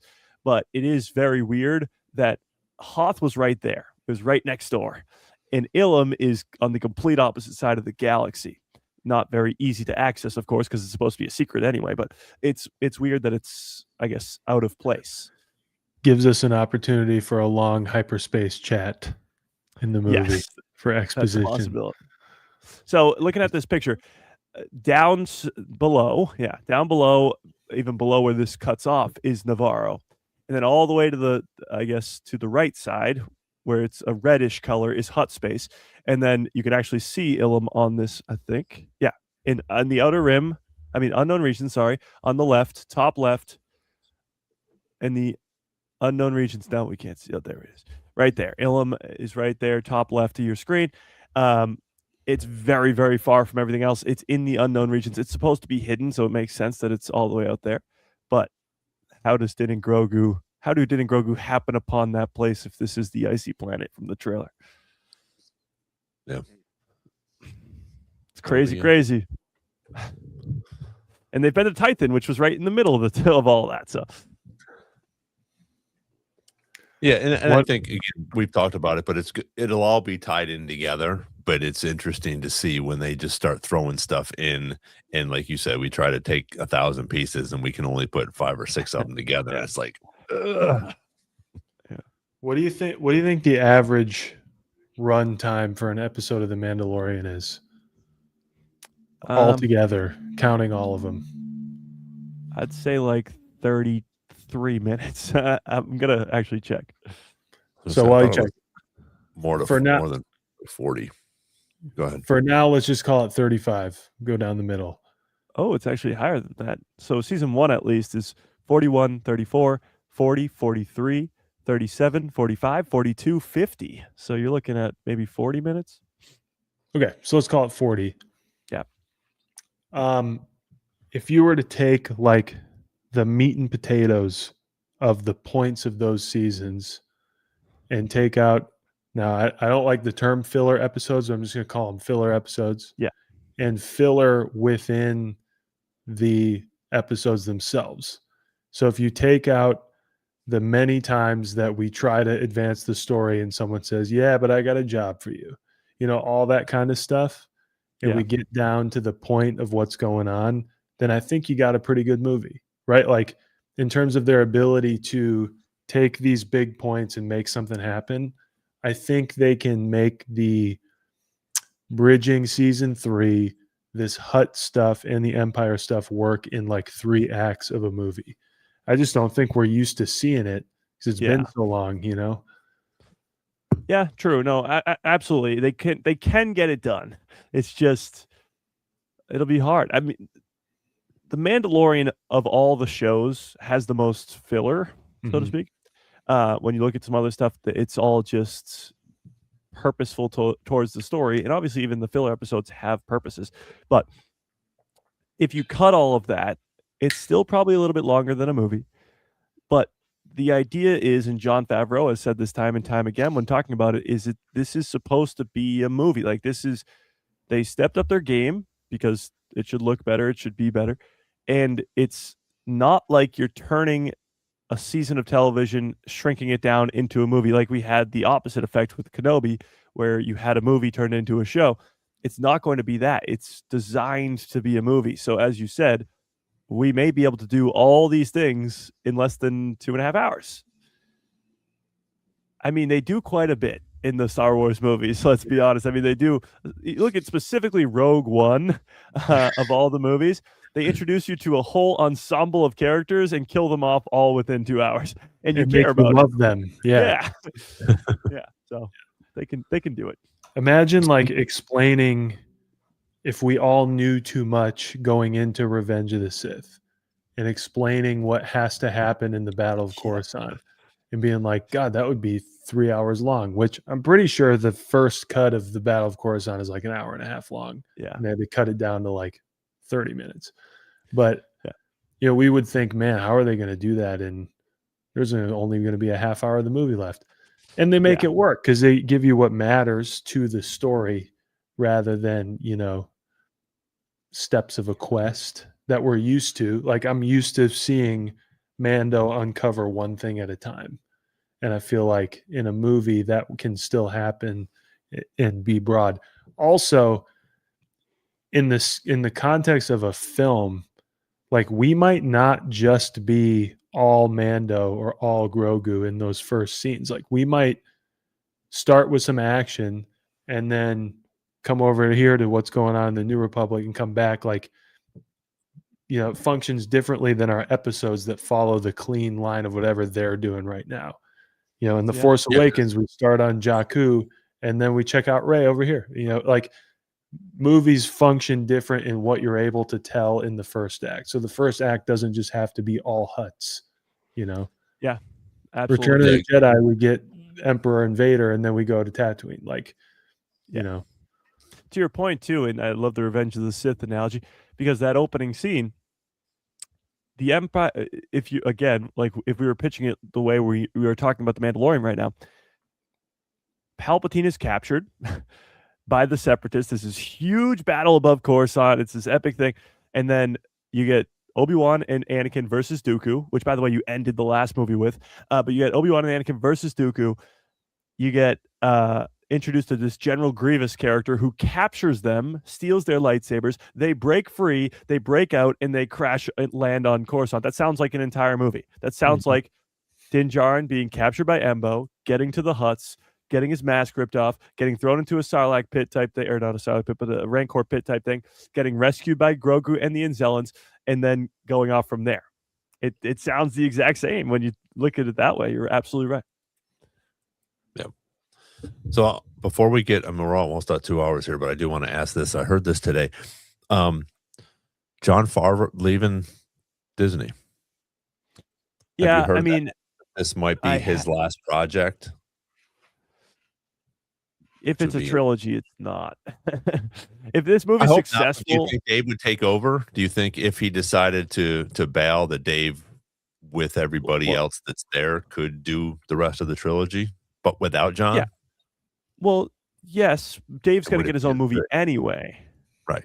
Well, would it be as good? Yeah, I guess that's the question. Well, you look at, I guess, Marvel, because it's the perfect example. He kickstarts Marvel with Iron Man, but he's not there for Avengers or even later down the line, Captain America Civil War or Avengers Infinity War, Avengers Endgame. True. Now, Jon Favreau still kickstarted that. He still made one of the best MCU movies ever, but he's not there for the continuation of the characters. So it's been done before. I guess that's the parallel. But I'd love John to keep working on Star Wars. I will believe it when I see it, I guess. That's what I'll say to that. Yeah.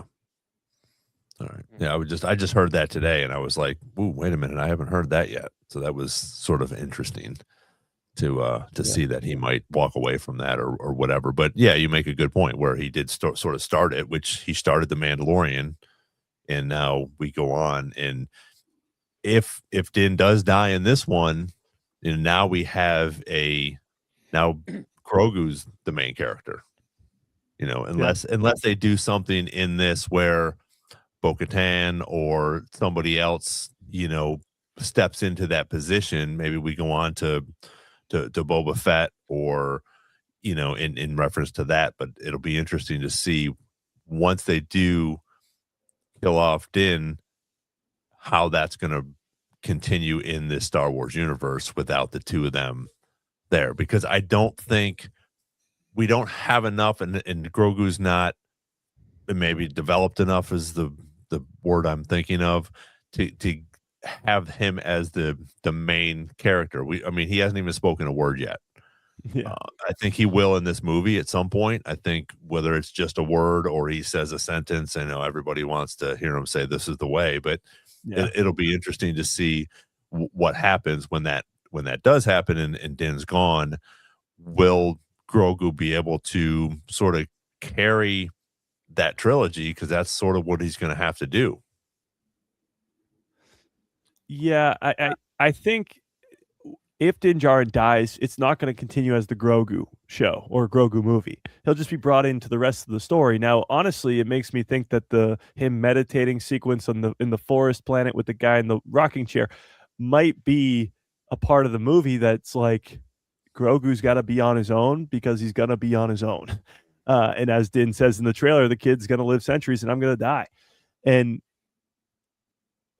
I think you'll might get a portion of this movie that provides or shows that Grogu can be by himself. Yeah. He can't carry his own show. He can't carry his own movie. He doesn't speak, but he can be in other projects with other people. Sure. Yeah. Well, and his powers, I think, are just we're gonna see him just if you're right and he comes in and saves Din from that big huge snake, I mean, and he's able to do that with, and control that animal. I mean, that thing's huge. If you look at how big Din is compared to that snake. Yeah, so was a Mudhorn. Oh, that was at a time where he couldn't stay awake. Yeah. Yeah.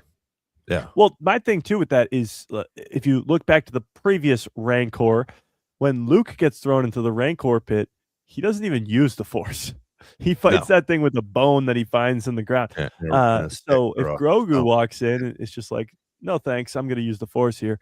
It would be pretty wild. Like people would not expect it, and it would be a big deal. He also tends to communicate with animals too, so he might just tell it to F off. Yeah. Right. That's possible. Hey, go back to sleep. Yeah.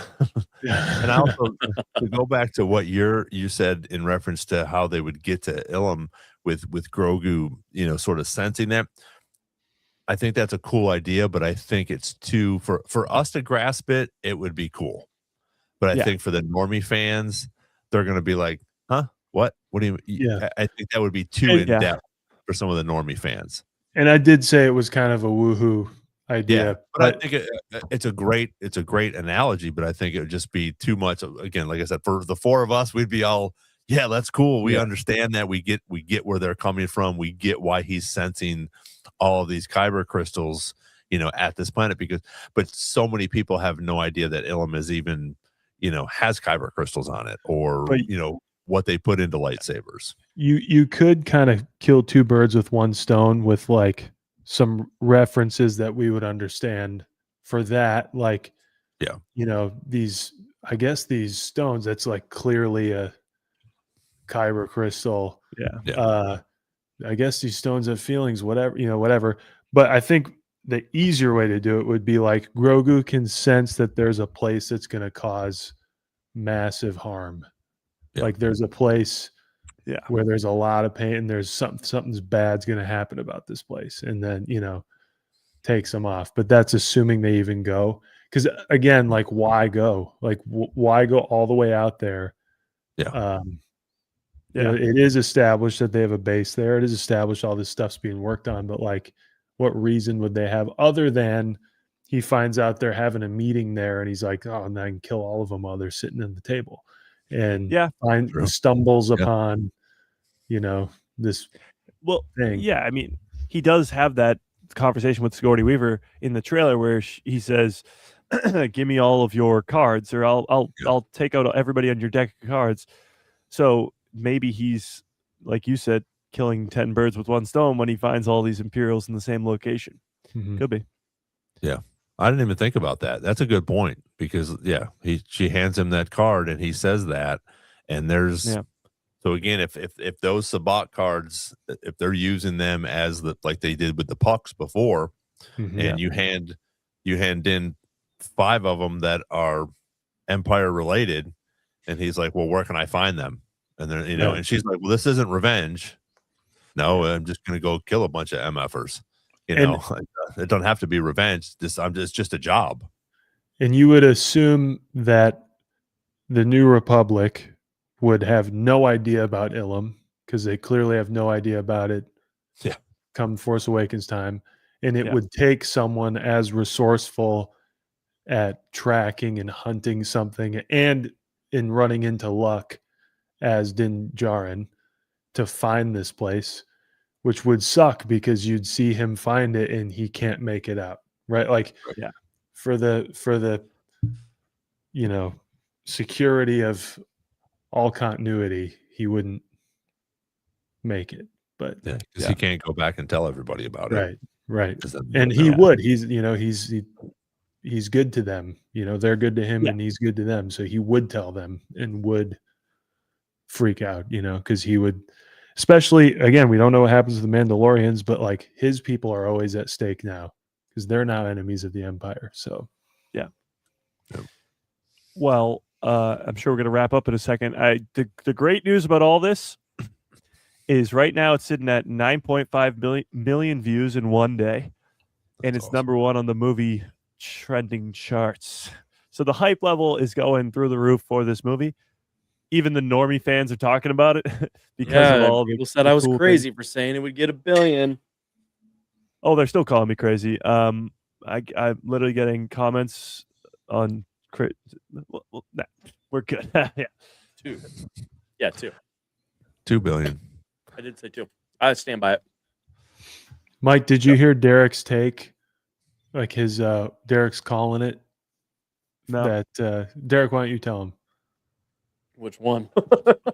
All 3 of them if you want, but that Cowcast is going to be in all 3 upcoming things, and if he is, I'm going to wear a poncho every day for a year.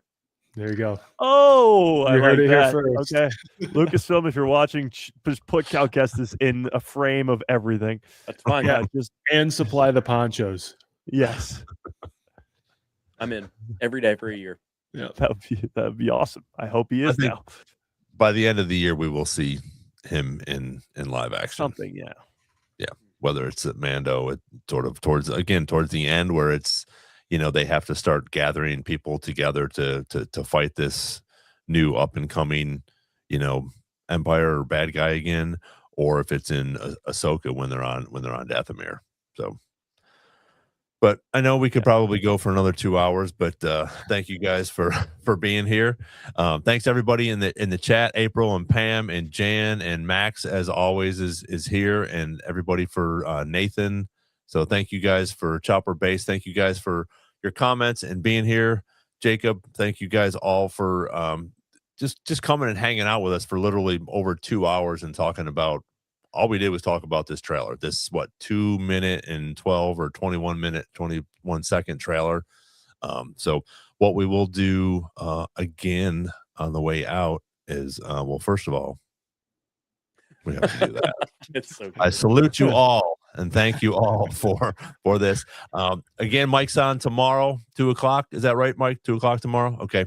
And also, Mike has a Discord. If you're not on his Discord, go check that out. But a guy who loves Star Wars, 2:00 tomorrow, Thursday, another one Saturday, and then on Tuesday as well. And we will all hopefully, some of us will be back. Maybe all of us will be back here next Wednesday, possibly talking about the trailer even more. Maybe we'll get some little 30 seconds with some, a little bit more film footage that we haven't seen yet.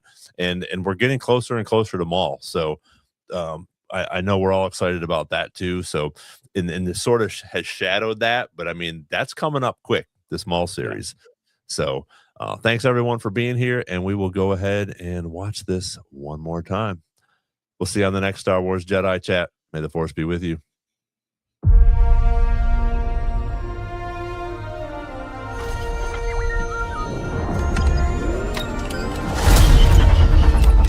Hey, never touch the buttons.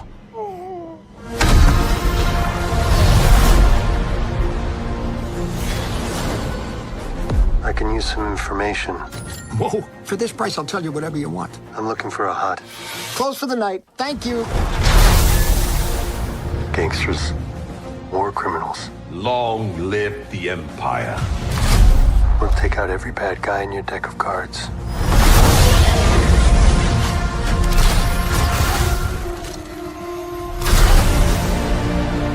This isn't about revenge.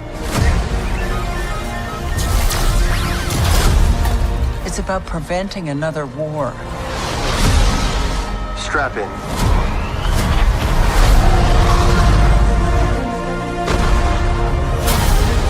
You will suffer. And then it will be his turn. Before going into harm's way, check your armor. The kid will live centuries beyond me. I won't always be around to protect him. Are you scared? You should be. Do we run? Or do we fight? I like this kid.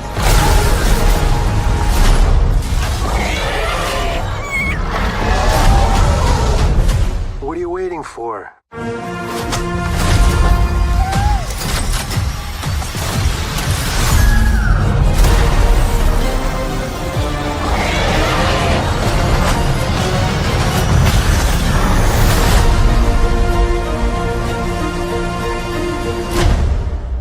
Let's save the rest for after dinner.